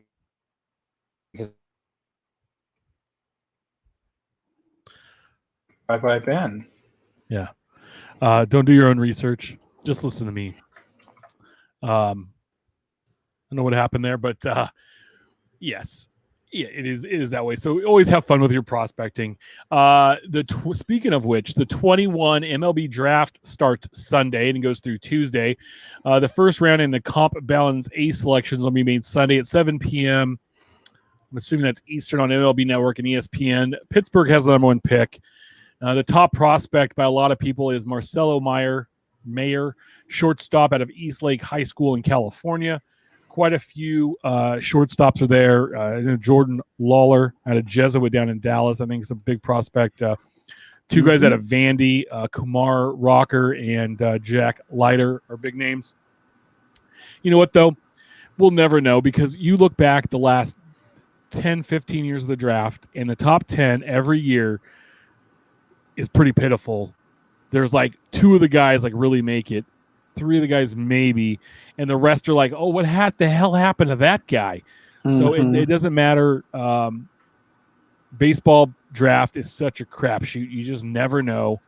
So many 20-something odd guys went before Mike Trout, right? And for every, Ken Griffey Jr. that goes number one, there's a, I don't know, Well, so What's I the dude's skipped name? back to 2017's draft class. All right, It's not too far back, but you should start to expect 5 to see years. some of these guys start to come up. Yeah, 5 years Um, ago. Who's the first pick? Royce Lewis, who I Yep, believe injured. is injured, and I Yep. want to say he started the year. Was planning to start the year out with Double A, maybe Triple A, but blew out his ACL. Yep. So he's out for the year. But Hunter Green, still in the minor leagues. Still in the Joe minors. Adell came up this year, or is planning to. He was a top 3 pick. 10, number 10. Okay. Who was 3 that year? I'm talking the entire Oh. draft class. Well, who was 3? Mackenzie Gore, San Diego Padres. Still in the minors, the Padres. Who's 4? Brendan McKay, He's playing with the Rays. He was supposed to be big deal, but Kyle Wright, with the Keston Braves. Hiura, Joe Adell, Jake Berger, Trevor Rogers, number 13, is the only All-Star in the first, of the draft class. Brent Rooker came up, doing okay. Yeah, but he's just a guy, right? Like, it doesn't matter. I mean, it's all about development and these guys coming in, and it's more of a crapshoot than the NBA or the NFL or even hell the NHL, right? So even 2016, so I went back one further year, the only All-Stars were people drafted in the second round. Brian Reynolds for the Giants, Pete Alonso, and Bo Bichette. Yeah. Who was the first pick in 16? Mickey Aiken? Moniak. Oh, Mickey Moniak. Yeah. Nick Senzel, other names to note, Kyle Lewis, Kirilov, Gavin Lux. Yeah. It's a crapshoot. Yeah, it really is. So, but I like watching the draft and seeing all that stuff happen there. Speaking of high draft picks, number 2 overall pick from a few years ago, Bobby Witt Jr., Garrett Federking, who is a Kansas guy, at IT_guy 8706. Hey, B. Witt Jr., we came down to the game in Wichita tonight. You signed a card for my son Parker. He says thanks, and that you were super nice about it. Good luck in the futures game and in the future. We hope to see you in Kansas City soon. Parker was pumped. I was finishing up baseball practice, left early. He said Bobby Witt Jr. called him over while he was signing and took him down into the players' tunnel to sign for him. So this is he got a Bowman first Bowman paper signed by Bobby Witt, who was the number 2 pick overall a couple years ago by the Royals. These guys are I know Parker's a huge Whit Merrifield fan. These guys are I found him on Twitter because he's got the same last name as one of my mom's friends growing up, her maiden name. And it's a kind of a unique name, but they're not related that he knows of. But he lives in the Wichita area, outside a little bit there. And so that's how we became friends on Twitter and started talking about cards. But I just thought that's such a cool story, like that a player took the time to, hey, like come, like especially a guy that's probably hounded for his autograph all the time, 19-year-old kid, 20-year-old kid. Hey, come on down and hang out with me for a sec. Let's go over here and you get an autograph. Like, that's just a good story, dude. I wanted to share that because we always hear the horror stories, the bad stories, and so I just thought that was pretty cool. So I hope he does well. I mean, he's been playing well, and I hope that one day that he can be a star for the Royals and not be like, oh God, you remember like he was going to be the next guy. So 5.9 at the boardroom tweeted out breaking. At Only Alt Official has purchased the 101 Steph Curry logo band for $5.9 million. Alt is an alternative asset platform that lets you invest in sports cards just like stocks. It's a new record for a sports card. So more details on the card is a 2009 Playoff National Treasures logo band 101 auto of Steph Curry. As it bumpers out. Yeah, but I just got to say, like, it's an 8. But with a 10 auto, it's a 1 of 1, but 5.9, and you remember like how long was that Gretzky, the T206 Wagner, like the card, right? For like ever, like $1 million or whatever. And now we've had like 5 or 6 cards in the last, I don't know, 12 months, just blow that thing out of the water, make it look like a Pinto station wagon at this point. But how many of those cards are going to hold their long-term worth if somebody tries to cash out in a couple of years? The I market would say at this shifts. point, Steph Curry would, but the Steph rest, would. I think that one Mike Trout will, because it's Mike Trout, right? Sure, But it's really hard with more modern day cards because of the print run. But I mean, real quick, National Treasure's already a very high end product, right? So it's limited production. Even with the Trout, the Bowman's like pretty well produced, even back then. So that kind of takes away from it. It's just interesting that someone's going to drop $6 million basically on a trading card. The only person I know that could do that is Murph out in Vegas with his the schemes he's running. But odds of this card appreciating much beyond, you almost have to think it's been purchased at the ceiling. And how much more would it need to go up in order for you to warrant? Truly makes them.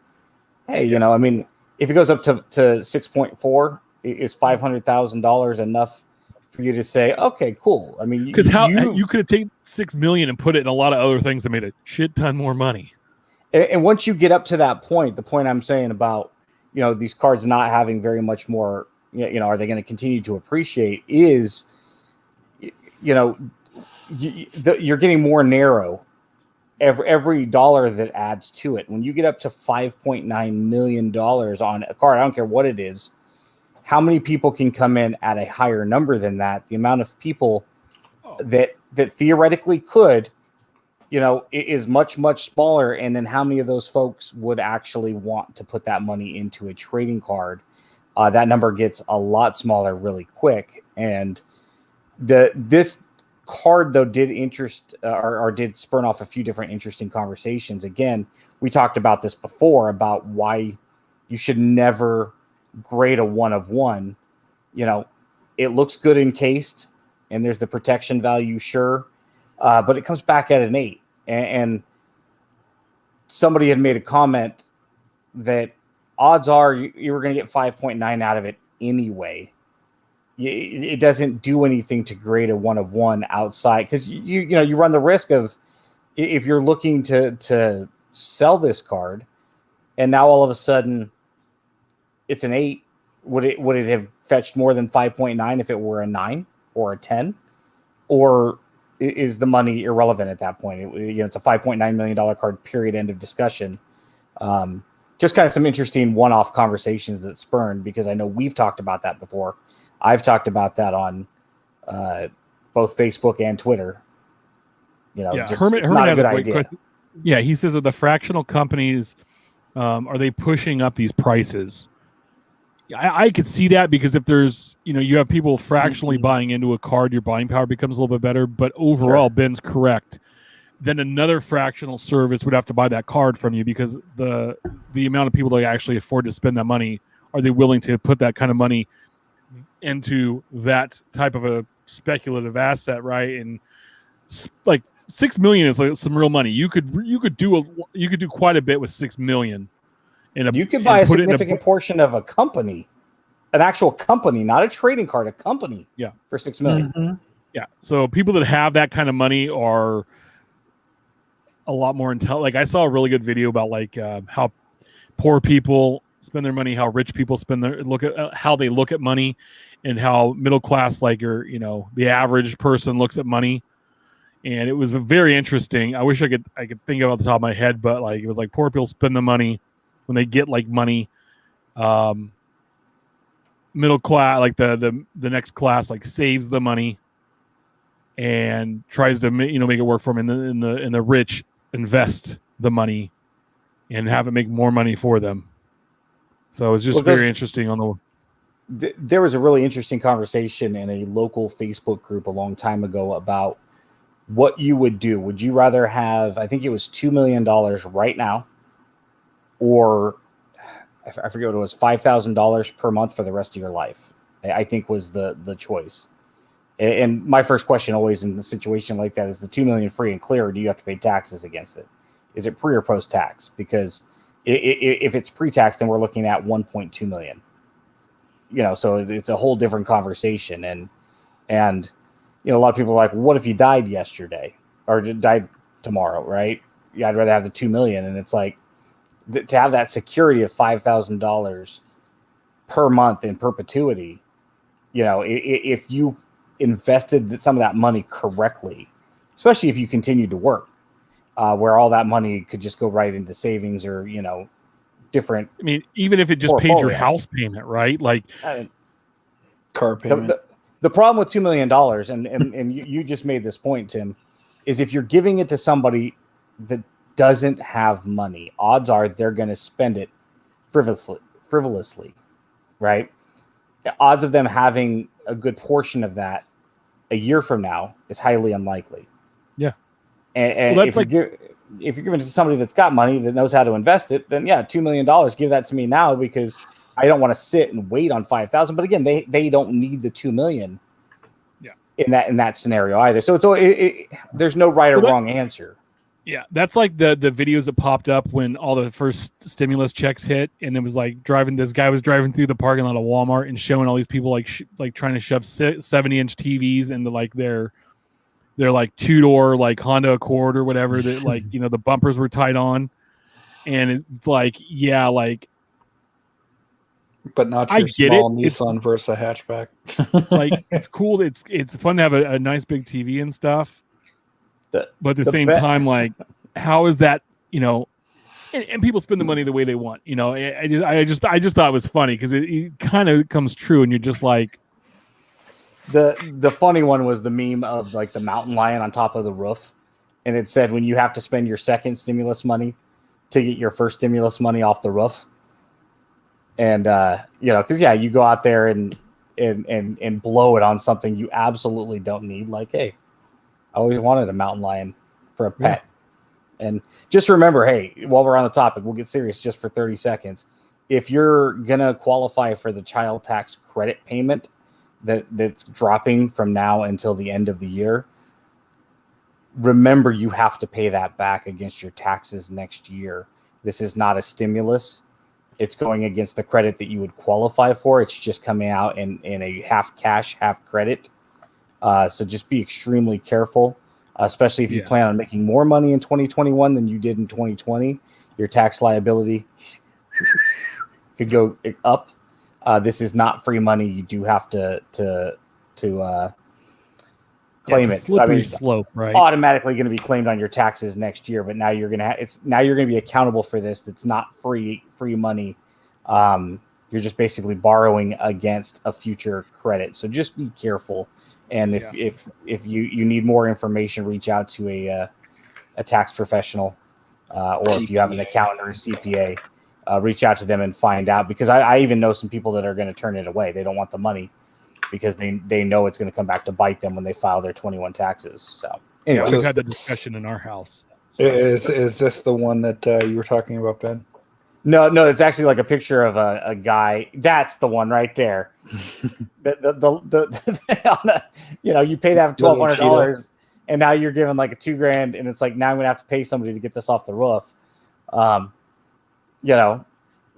then there's always the ones like when I get a little bit, when I work a little bit of overtime, you get the dog with like the sly look on its face, like, hey, honey, we're gonna get an appetizer tonight. It's.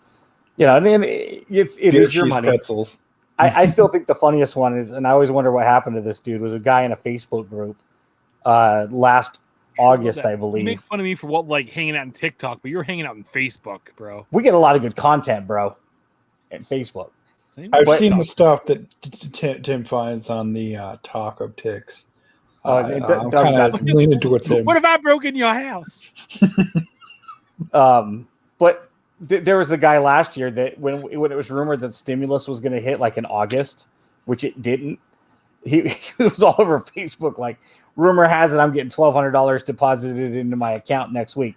Show me the best card you got. And then like it just kept taking forever and forever. And it's like, I really hope that dude didn't spend $1,200 that, guess what, didn't end up in his account next week. Yeah. I always wonder what happened to him and what homeless shelter he's in. So these next people, if this is true, these next people deserve to fall down, skin their knee, and then spill lemonade right on it. And step on all of the Legos. Yes, and step on every Lego they can find. Our buddy at Blowout Buzz said flippers are trying to run up national tickets. Sigh.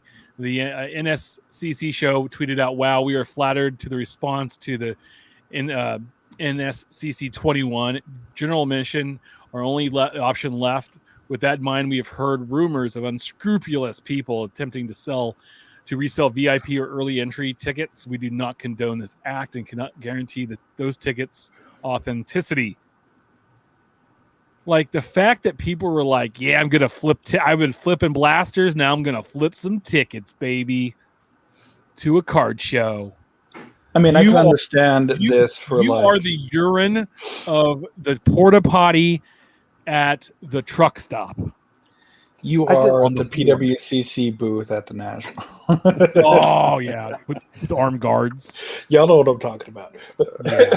with a side of Leighton right over the top.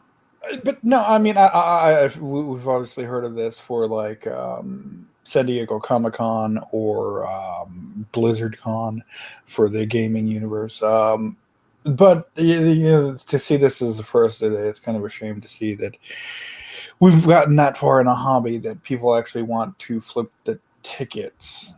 Not even what you can find at the event or some of the key stuff that is being bought and sold in the industry. No. Tickets just to the event. Yeah, and I would honestly, guys, I would say like right now, like getting in early is kind of cool, right? But that general admission ticket for $19, well worth your price of a normal blaster to get in. And there's going to be so much stuff, and it's not going to run away. People aren't going to run out. It's all over the place. You really aren't going to miss out.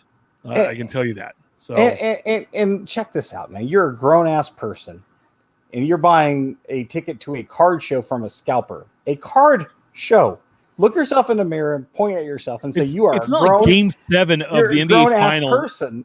Yeah, and it's the first time your team's ever made a final game appearance. Like that's different. Yeah, and you're at the Lakers arena and you're sitting next to Jack Nicholson. I mean, come on now. This isn't the Super Bowl. Hey, everybody. This is a card show. Cool, buy your ticket, enjoy the show. But if you're outside and there's some seedy dude with a trench coat trying to sell you a VIP pass, just stop. Yeah, It's a card if show. there's a guy outside with a trench coat and he opens it up, you probably want to run the other way. And Well, it's probably and- he's probably named Steph. No, not Same this I joke. like how we both went there. Same joke. But that's the thing. I mean, the joke used to be that you could always get even the top tier the day of the show, and now you can't. Yeah, I mean it's a good thing. Oh, trust me, that's a good Sure. thing. It means there's a lot of people interested in going, and I really wish I could go this year. It's just But much like some concerts or whatnot that quickly sell out and then nobody's actually at the venue. yeah. I'd rather see those go to people that I would actually. I What would is it? rather that there be Ticketmaster is actual like the, interest in actual collectors, new, old, coming back, long Yeah. time, than there be just to these type of people. Well, yeah. one of our Go ahead. listeners, Brian Bertrand, in the chat earlier, I believe, when Ryan was still on with us, had made a comment again, and he's made this comment in the past, and I think we've addressed in the past about this not being a junk wax era, it being his point where we're not. saying it It's is, a junk slab era. and the oversaturation is at a much higher thing. And his point is, well, how come I can't buy something at every grocery store and gas station like I could 30 years ago? And it's like, the well, internet didn't exist then. Yeah. Welcome to the internet.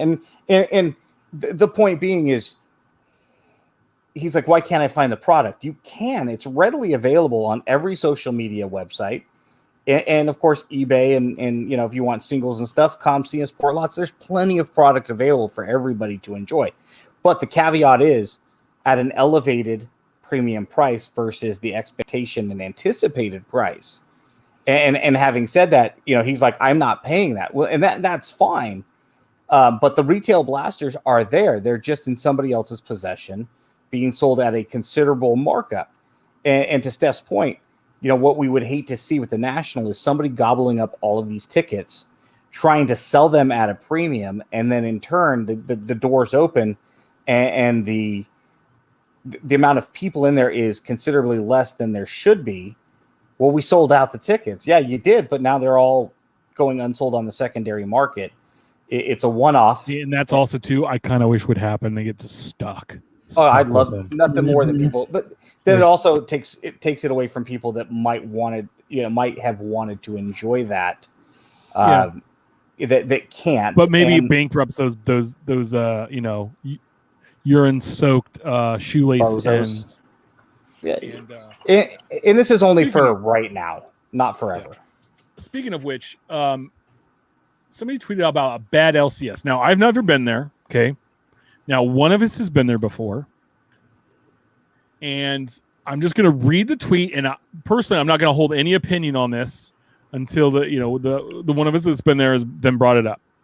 So this is at Jason Darrick on Twitter, said Nick's Sports Cards in North Dallas is the worst LCS in the country. And when he did post this, he had a picture of, I think it was a Donruss football blaster for like $170. Donruss optic blaster for $170, right? That's what I saw. $169.99. Sure. And I didn't see the Prism price there. Prism, it's either 225 or 275. I can't. Now, on the Prism, I could see that price being on there, whatever, right? Optic, it's a little high, right? Sure. Steph, you've been to the store, right? It's in the Dallas area. I'm sure you've been there before, correct? Oh, yeah, it's in the North Dallas area. Was a great shop. Is an okay shop now. I'll say that much. Different owner, right? From years different ago. owner. Sure, it's not the original owner. It's no longer Nick's. It's somebody else. He's tried to bring in different clientele. He has slightly more product, slightly newer product, less vintage. Moderate prices on other stuff. I mean, I was able to find some Series 2 boxes for right around the prices that you'd find them in any other store. I can understand certain shops buying out blasters just to have something on the shelf when they don't have anything else, but at the same time, I mean, this is a little excessive, guys. And it was actually one of the things that turned me off the last time we did go in there was that there was like a half wall of blaster boxes. Now, as someone who likes to do retail shopping, one $20 box here, one $30 tin here, there, versus going out and just buying a case of a product, it's kind of disheartening that even if it wasn't them that went to the Walmarts or the Targets and bought them indirectly, or had bought them indirectly, rather, it's disheartening to know that I wouldn't have been able to find Optic or Series 2 or Update or any other product, Chrome Update, because it is available at the shop. But all of that aside, the vendors themselves are nice. The new remodel is nice. They have a stadium bullpen from Yankee Stadium, kind of cool. Have a nice new break area in the back with TVs and everything else. Where Because I remember seeing more productive shops have been trying to go to like a lounge effect. Kind of like it, nice idea, but it's kind of lost the charm that the original Knicks had. Because I remember Olds and some of the Beckett guys would go there and pick up boxes and break them. Like, hey, I got this at Knicks, and this is when I first my came pinned back. tweet, something I got at Knicks, 2012-13 back in the day. So, But I real want to quick. ask you guys: Have you ever seen an LCS behaving badly? Oh yeah, I mean, Can't mention the one. Just to preface it, there's one here in Sacramento that by far and away is the worst in the country. So sorry, Knicks can be 1B or 2. But to Steph's point about them trying to cater to a new clientele, that's fine. You want a new clientele, bring in vintage where you didn't have it before and cater to the vintage market. You want that higher end dollar, fantastic. We mentioned Diamond Icons and Dynasty earlier. There are plenty of ways to do it that isn't price gouging on blasters, selling them for $170 when we all know damn well that even if you bought them off the website right now, they were selling for 30. And 30 goes into 170 quite a few times. You know, I mean, you're talking about a 6x markup. And if you got it at $20, you know, now we're looking at an 8x markup. I mean, that's ridiculous. Yeah. Well, one thing is, I mean, the popularity that I could. One thing is that on some of that stuff, if it's 2, 3, 4 years old, you know, and the scarcity of seeing product like that also that makes sense. Some of the newer stuff, it kind of dirty, and I get it. I mean, it gives an option. I'd hate to see what the prices are on the other stuff, like a regular hobby optic box if they're selling a blaster for $170. You know, I can say we had the teammates here in Carmichael in the Sacramento area was a decent shop with the old previous owners, but one was super angry and didn't want to help, and it was just kind of there and whatever. Nobody was ever there. Nobody would ever hung out. You just kind of went and grabbed your stuff and ran. And it got bought out like 6 years ago now, like 2015. And it's such a better place now. The prices are so competitive and better than like you find on Blowout, Dave and Adams. Even before like the market blew up, they were beyond competitive with those guys. And they do things. They don't do breaks, which I think is nice. They want to sell product. They have new stuff. They have vintage stuff. They have graded. They kind of a flavor for everybody. Tons of old junk wax boxes to buy. Constantly buying, constantly selling, giving deals, especially if you're a regular.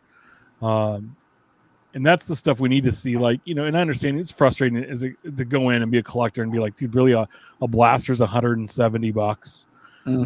The one thing is you like packs like Topps Finest. You go into LCSs, right? And I've heard people saying like they were selling loose packs of Finest. Like don't buy loose packs of Finest because there's one auto in there, and that pack, the auto with the pack with the auto is almost always in the same spot. So if they open a box and find out, hey, it's the third pack in, and they open and sell single packs, they're pulling the autos out of, you know, or like weighing boxes. The thick packs where it's like either it's a dummy or it's a hit, but the rest of the small skinny ones have nothing in them. Yeah, or they weigh the packs, or they don't give out and thank God Topps went to putting the silver packs inside the boxes now, and like you actually get them because some stores weren't giving them or said, oh yeah, you only get one, not two, you know, that kind of thing. So we've heard all that stuff. I wanted Steph to talk about it because that did get a little bit of a run, and there was a lot of hate on Nick's. So I just kind of went a decent shop, but it's lost some of its charm. So, you know, to your point, Tim, about teammates is Greg sells in volume, and let's say he puts his purchase on his American Express on the 1st, and it's due on the 30th. He has that money in hand before that payment is due, right? So he's turning the product in under 30 days, and in his case, probably a lot quicker than that. You pay off your credit card, you get your credit card benefits, whatever your card allows for. To be honest, I think it's a black one. And you're doing it so quick that he doesn't need to Yeah, he's borrowing someone's money to buy stuff to make money, and then taking the people's money that bought it to pay off his debt. And then there's his profit, and it didn't cost him any interest. And I'm gonna hold on to that $20 profit instead of letting that product sit on the shelf because I think I can get 50 out of it. Yeah. You might be able to get 50 out of it. That's fantastic. But he's looking at it like, if I can turn this product quicker, I can then go buy more. Yeah. Quicker. And it's smart. That way, you know, look at it like if it's a grocery store with expiration dates on everything. He's never having to damage any of that product out due to expiration dates. It's always selling before it goes bad, so to speak, if you follow that analogy. When I talked to him about buying a case of Series 2 Jumbo months before it came out, and he gave me a price. It was high, and I knew it was going to be high, but it was still better than the going rate on the websites that sell online. And so I was like, deal, done. That sounds perfect. I'm in. Showed up the day of release with the cash, and he goes, hey, Shep, the prices have dropped, and I got like a 25% discount walking in the door. And he didn't have to do that. Yeah, he didn't have to do that. And he goes, I can't do that to my customers. And then I turned around and I said, cool. I ended up spending the difference on more boxes. Sure. And I went in the other day, and I picked up I sold my old podcast mic, and I picked up a LaMelo Ball Prism card, and then this Kobe Bryant Upper Deck rookie. Now it's got a ding corner and stuff. To me, it didn't matter. The Kobe was $10, right? And I'm like, selling a Kobe Bryant rookie card that I didn't have for $10, I'm down to do. But next to it, they had a 2012-13 Prism rookie of Anthony Davis, and I've looked at that card online. It floats around like $300, give or take. Sure was. I got it for $140. It's in great shape. There's no dimples. There's no dings on the corner. I don't really see. I'm not a grader. I don't see any flaws. But for me to buy it at half of the current comp price on eBay, I was like, it's a no-brainer. I thought about it all day long. His cash went. I was there. Yeah, I was there at 11 to buy the other cards, and then I went back at like 4:15, and I was like, "Hey, do you still have that Anthony Davis?" And he's like, "Yeah." And one of the other guys in the shop that quote I guess manages it now, just because they're so busy. He's like, "I didn't even know we had that over there." And my buddy Eric's like, "Yeah, we had it a couple days ago. I priced it," and I was like, "Sweet, I'm buying it. Thank you." And now it's gonna sit with me forever because it's such a good story and card, and it's like that's the stuff we need to hear, And like Ryan said, he went and met Ryan from Card Collector 2 and went to his new card shop. He had a trade night video. It is fantastic. Mm-hmm. He's like teaching kids how to make deals and stuff, and that's the stuff we need to see from card shops. And I hope we see more of it. Selling the rainbow. There's this guy on Twitter. Just before we moved on, there's a guy named Dave on Twitter at Dave Cards to Trade, the number 2. Yeah. He got a bunch of A stuff for me, and he's been helping me build the 206 set because he's buying all the boxes, and he's at least getting me the base, and I'd like to put the Piedmont and Sweet Caporal sets together, and he pulled some other Series 2 stuff, like a red foil of Jake Lamb and a handful of stuff, and he's like, "Hey, you want all this stuff?" And I'm like, "Yeah, I'll take it." And he's like, Here. He goes, "I don't know the market." He goes, "You figure out what the price is," and basically said, find out what the current market worth is, and then knock a bunch of money off with what you're comfortable, and we'll call it a deal. And basically, I just threw a stupid number at him. It's probably about 40% off. He's like that. And it's like here's a good guy that I've done business with. He sold me some Star Wars sets a while back, and he's not in it to make every penny. It's just like, hey, he'd rather those cards go to my house. Now, granted, I'm giving him money for them, so it's not like he's not getting something out of them, but he's definitely not getting as much as he theoretically could if he. But then again, you also have to list them, and there's a time associated with that. And then, does he get that extra 40%? Who knows? Maybe some of that stuff sits for a while, and it's just it's good business. It's good network. You talked about how Greg doesn't have expiring product, right? He moves inventory. That's the biggest thing I learned from him when I open all the series, all the base top stuff, is that I prep a week in advance for all the inserts that I'm going to sell. Like you don't know what parallels you're going to pull or short prints, but most of the inserts that you can preset and then go through and add and delete whatever you need to. And that it was series 2. Like I was the first to market with a lot of the stuff. I moved so much inventory in such a short period of time that I made all my money back and more, and got to keep all the great stuff. And I learned from him, it's like the reason being is that earlier, back a few years ago, I would price it at what everybody else was pricing it at. I've gone and said, hey, listen, this insert set to me looks like it's very average, $1 a card. Instead of trying to get $2 for the card and let it sit there forever. It's like you sell it, you move on, you make money per card. You're not going to make as much money, but if you sell more cards, you're going to make that money. And it's one of those things you have to nickel and dime it, but guess what? Those all add up. And how many times have we said this on the show? I'd rather have $1 today than the hopes of $2 tomorrow, because I can make that dollar work for me today. Yeah. I can't eat on, I'll pay you $2 tomorrow. Was the dude that always ate the hamburgers on Popeye. Turns into something like this. Yeah. Right? The dude from Popeye that always ate the hamburgers, I'd gladly trade you, a dollar on Tuesday for a hamburger today, or whatever the saying goes. And it's like, there's a lot of truth to that, right? I'd rather have the money today because that's in my hand and I can spend that. I can save it. I can buy a fractional ownership of an NFT if I want. Wimpy. There you go. You know, and so anyway, go on, Rainbow. Speaking of moving Or from not. product. Ship. Okay. So Did he yeah. drop? Yeah. So this is selling the rainbow. This is Brent Sullivan, PP. Albie's Rainbow, retiring my pursuit, will consider moving it. Now, my question is like, why would you work to build a rainbow, especially this one? I mean, this looks like to be like 40 cards, if not more. Why would you work that hard to build a rainbow of a guy than just to get rid of it? Like, that's a lot of work. Yeah. 47. Yeah, it's 47 cards. Some autoed, some they're- not. they're- It looks like a plate or two. Yeah, it's the Gold number, blue, Ozzy Albies 18. green. Yeah, Chrome rookie, I think, or yeah.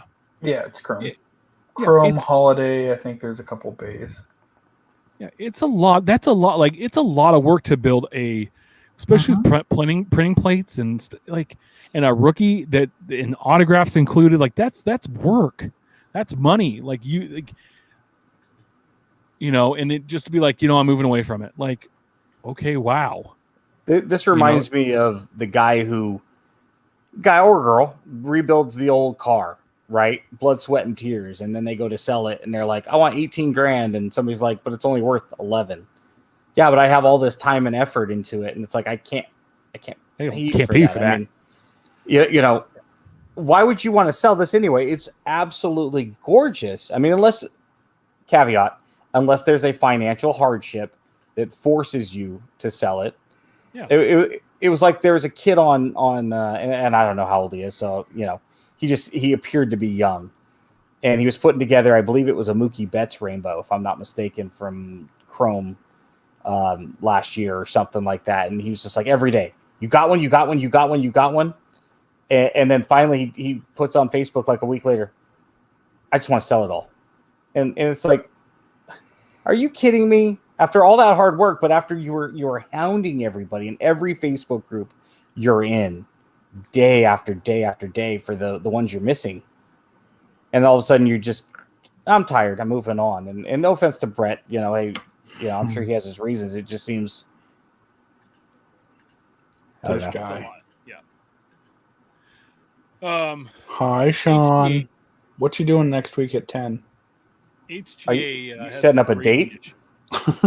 Has some Well, grading I mean, issues. if we're bringing in Jeffrey, we may as well bring in Sean as well. This isn't Tinder, dude. HGA has some grading issues. Our buddy over at Sports Card News tweeted out, how does this get all 9s, but it's graded at 9.5? It was a 2020 Panini Prism rookie variation of Tua Tagovailoa.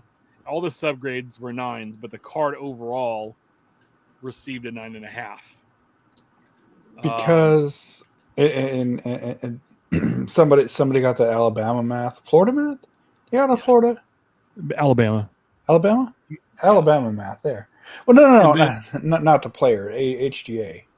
Oh, yeah. Or is I think that out of Florida. CC, the one with the C's and the G's and the whatnots. And then then there was Cliffy 34 that says, so FYI, I just got off the phone with HG after they told me to send in this Hayes slab, which got a 9 after seeing a 9.5 with the same exact subgrades. Turns out mine is correct, and they expect anyone who has a 9.5 to send it in so they can fix the grade. So be wary if purchasing HGA 9.5 slabs. It's actually a 9.5 because I don't see anyone sending their slab to get it fixed with a lower grade.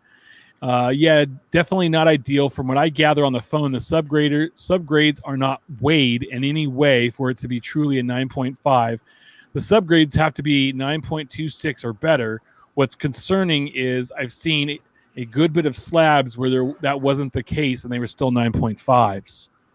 So like their math like isn't for working. example, if 9.25, 9.25, 9.25, 9.25, it should have had a 9 grade, but it had the system graded them 9.26, 01, 38, 2, whatever across the board. It should have been 9.5s. Okay, then And you then need to so- add 9.26 and not 9.0 and 9.5. That way we know it's a 9.26. So then they tweeted out, update from Tyler. We pray everyone has a happy and safe holiday. As always, thank you for our continued support. This is from Grading Hybrid. And so it has this big, long statement from Tyler, who I guess is in charge over there. He says, hello, HGA family. Just wanted to start off by wishing, okay, whatever. One, the video release was not shown well. We're hiring the outside company. I guess they're doing some video better. We'll get to that later. We'll talk about that some other time. But the mistakes, to put it bluntly, it's embarrassing to say the least. As everyone knows, we've been compiling checklists and building them into our site. We have all of the Panini actives through last month. We were working on Topps, Upper Deck, and others. Currently, it's absolutely this is absolute only way to fix the majority of errors we are seeing. The increase in issues is directly related to the increase in cards we're putting out. Roughly, we are seeing about 1.5% of errors reported to us. Could this number be higher? It could be, but we are able to go from processing 1,200 to around 3,000 cards a day. We're expanding, and we are expanded and trained. So there will be more. So there will be more mistakes. I'm not defending them. We have plans in place to limit them going forward. And you see in the first part of being the checklist, I tagged every single post, whatever. So they're doing a live Q&A or whatever later on. But the thing is they say, yeah, we have a ton of mistakes and we're going to have more. The way he worded that made me believe that number is large.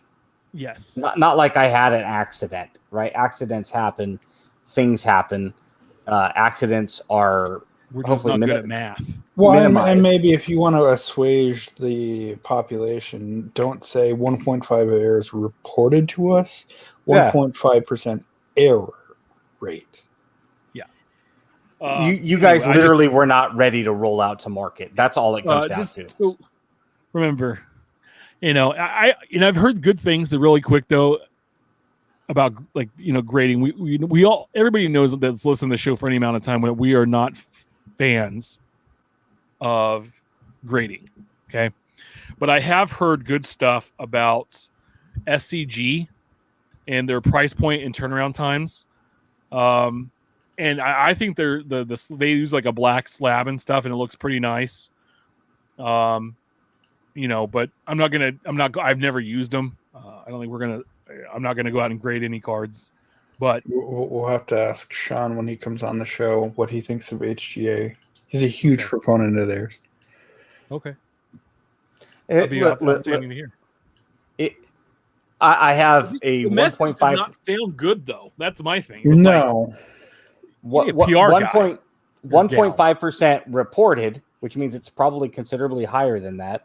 And then we're expanding from 1,200 to 3,000 cards per day, which makes me think that so you're going to have 2.5 times as many errors because the people that are training the new people to be able to go that much higher, if you guys didn't know what you were doing in the first place, I don't trust you to grade the new people you're bringing on.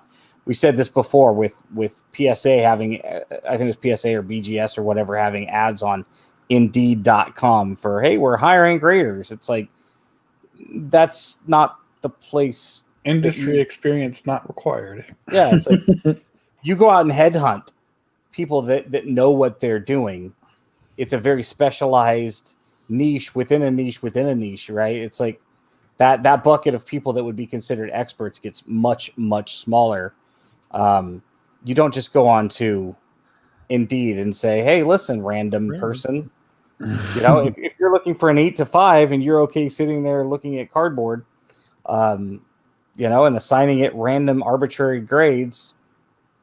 Anyway, and that's one of the things that for any of these companies that I would love to see is maybe not a QR barcode, but some way to type it in and look it up to see. Okay, it got dinged for the slight line here, or the reason the 4 grades that it got were this to the umpteenth decimal, what have you. Like the Mike Summer card he sent me that had it was to the 10th decimal to be guaranteed a 1 of 1 grade.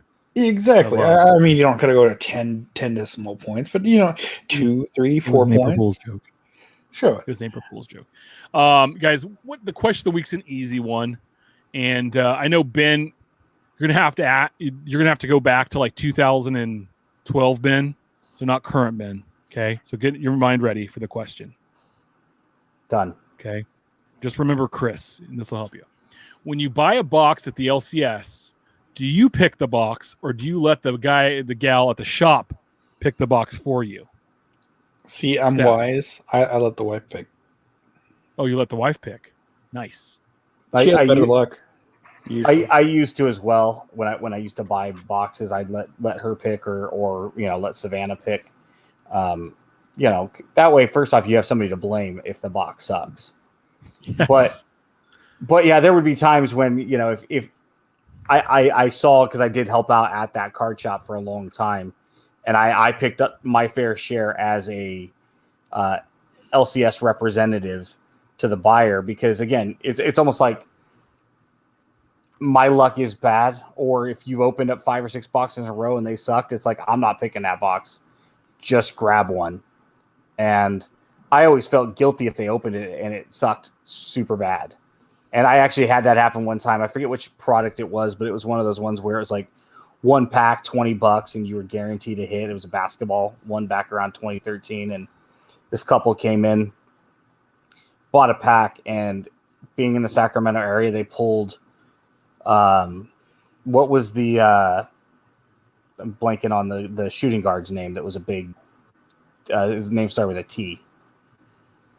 About Tyreek Evans? Yeah, Tyreek Evans.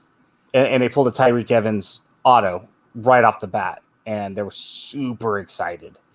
And I was like, all right, listen, guys, your next pack's probably not going to be as good for you. Who knows? And he's like, yeah, okay, you're right. They left the shop. They came back a little while later, and they opened up 3 total boxes of this, and they just got skunked. And I didn't want to tell them, hey, you should have quit when you were ahead, because they probably still had fun. But again, it's the luck of the draw of, that first pack. I mean, if you hit $50 on your first lottery ticket, you're going to be going back to that liquor store every day. Yeah. And sometimes it's, lightning strikes once. Yeah. For me, it depends, like in my mood. Sometimes my buddy Eric's working, especially if it's Allen and Ginter. I let him pick the box, because the last 2 years, 19 and 20, Allen and Ginter, he's picked me a box that had the silver or the gold where all the cards were the parallel. It was the hot box. Hot box, sure. So I've let him pick that, and 2 years in a row he's done me well. But I bought a bunch of Stadium Club from Ian and Murph, and I was picking the boxes, and we crushed it. Like Murph got 3 autos in one Stadium Club box, and we both got case hits out of the same case. On odds, it was one every case, right? But we ended up, there were 2 gold minted, and we each got one, and so that was pretty cool. So, but guys, anything else before we head out tonight? Yeah, I do have a follow-up for that. Yeah. When you do buy a box, again, Ben, this is more in the past than current. Do you wait until you get home to break it open, or do you break it at the shop, break it in the car? Home. What's your rules du jour? Yeah, I used to always break it at home, because I like to be able to sort it and kind of go at my own pace, and you don't want a bunch of looky-loos. I get it. If it's a higher-end product and it's a pack. But if it's like a whole box of Flagship or Gypsy or Ginter or something.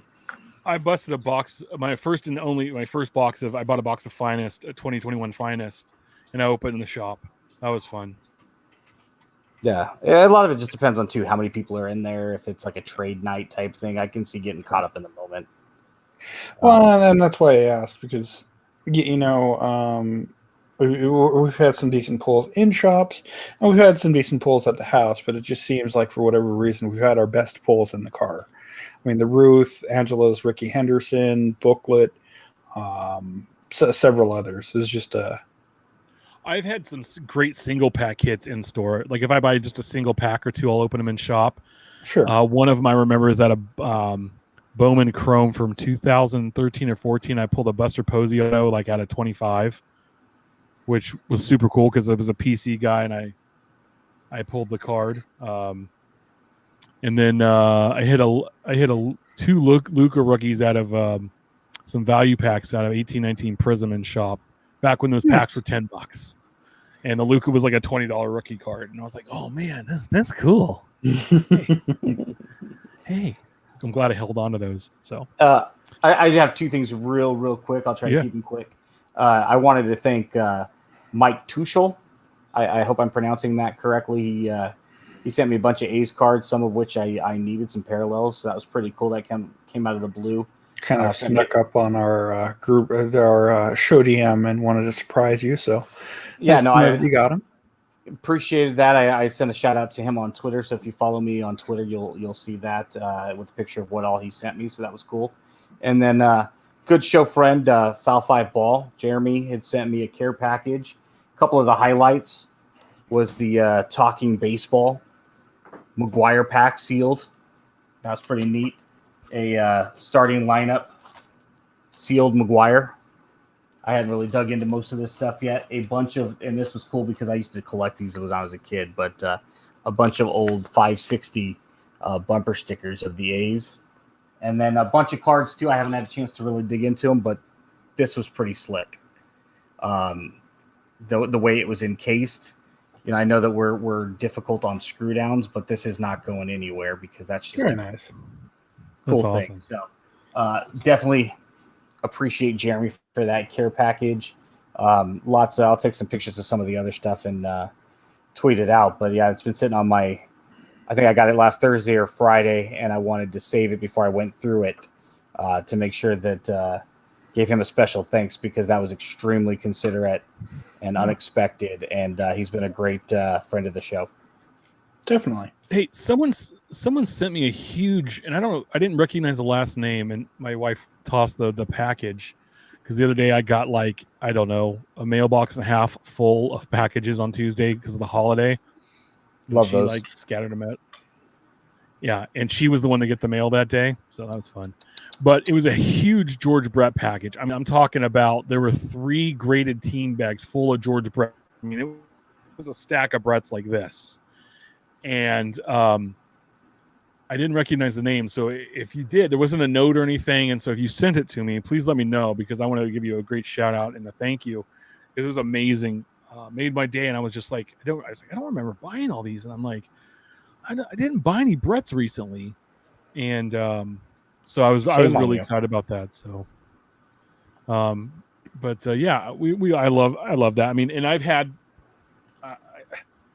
I've been nerding out on Panini Prism, like #1 overall draft pick cards, the last couple weeks. And all I can say is that the basketball market has dropped. Now, not for all the guys, but some of these guys, the prices, the bottoms have fallen out. And, if you like to collect basketball and I don't, it's quite a few players, go and look at cards maybe you thought were out of your price range because the prices have come down quite a bit. I was able to pick up a Towns Prism rookie for like $40, and earlier this year they were going in the neighborhood of 80 to 100, right? And so paying $40, like, hey, that's not a bad deal. Like, something I want to add to a little collection I'm putting together. So, go back and look. There's some opportunity there as the basketball season's ending. And maybe you find something for your collection you've been looking for. You find a good opportunity to make some money to buy something you're really looking for to add in your collection or to go to the next show. I'm so excited that on the 17th, in 10 days, we're going to have our first show in Sacramento. Fingers, toes, everything crossed since January of 2020. I cannot believe it's been almost 18 months since we've had a show here in Sacramento. And by the way, like the Fairfield and the Solano shows, the Bay Area shows have gone recently with 2-3 hour waits. I cannot wait to be set up and hang out and sell cards and talk cards all day. So I do love that. But remember we're live every Wednesday, 8 p.m. Pacific on YouTube. 10 Central. Make sure to subscribe and review our show on all platforms. We really appreciate all those thumbs up and the subscriptions, subscribers, everybody there. Follow us on Twitter and Instagram about the cards goes full. Always follow Ben at Our Trading Cards. Follow Steph at Junk Wax Twins. You always follow me at Big Shep 79. Please share your hobby stories. Great polls. Send your questions our way. Keep collecting. We have a special guest next week. Steph, fellow coworker slash former Magic tournament competitor slash first time national attendee this year. So it'd be nice to pick his brain on his upcoming event. and he is named. Well, you'll find out next week. No, Jeffrey Szalski. Hope I didn't kill Very the nice. pronunciation thereof, but Yeah, we'll find out next week. So Big Jeff coming on and hanging out with us. And gals, thank you very much for hanging out with us tonight. We will see you all next week. Mhm.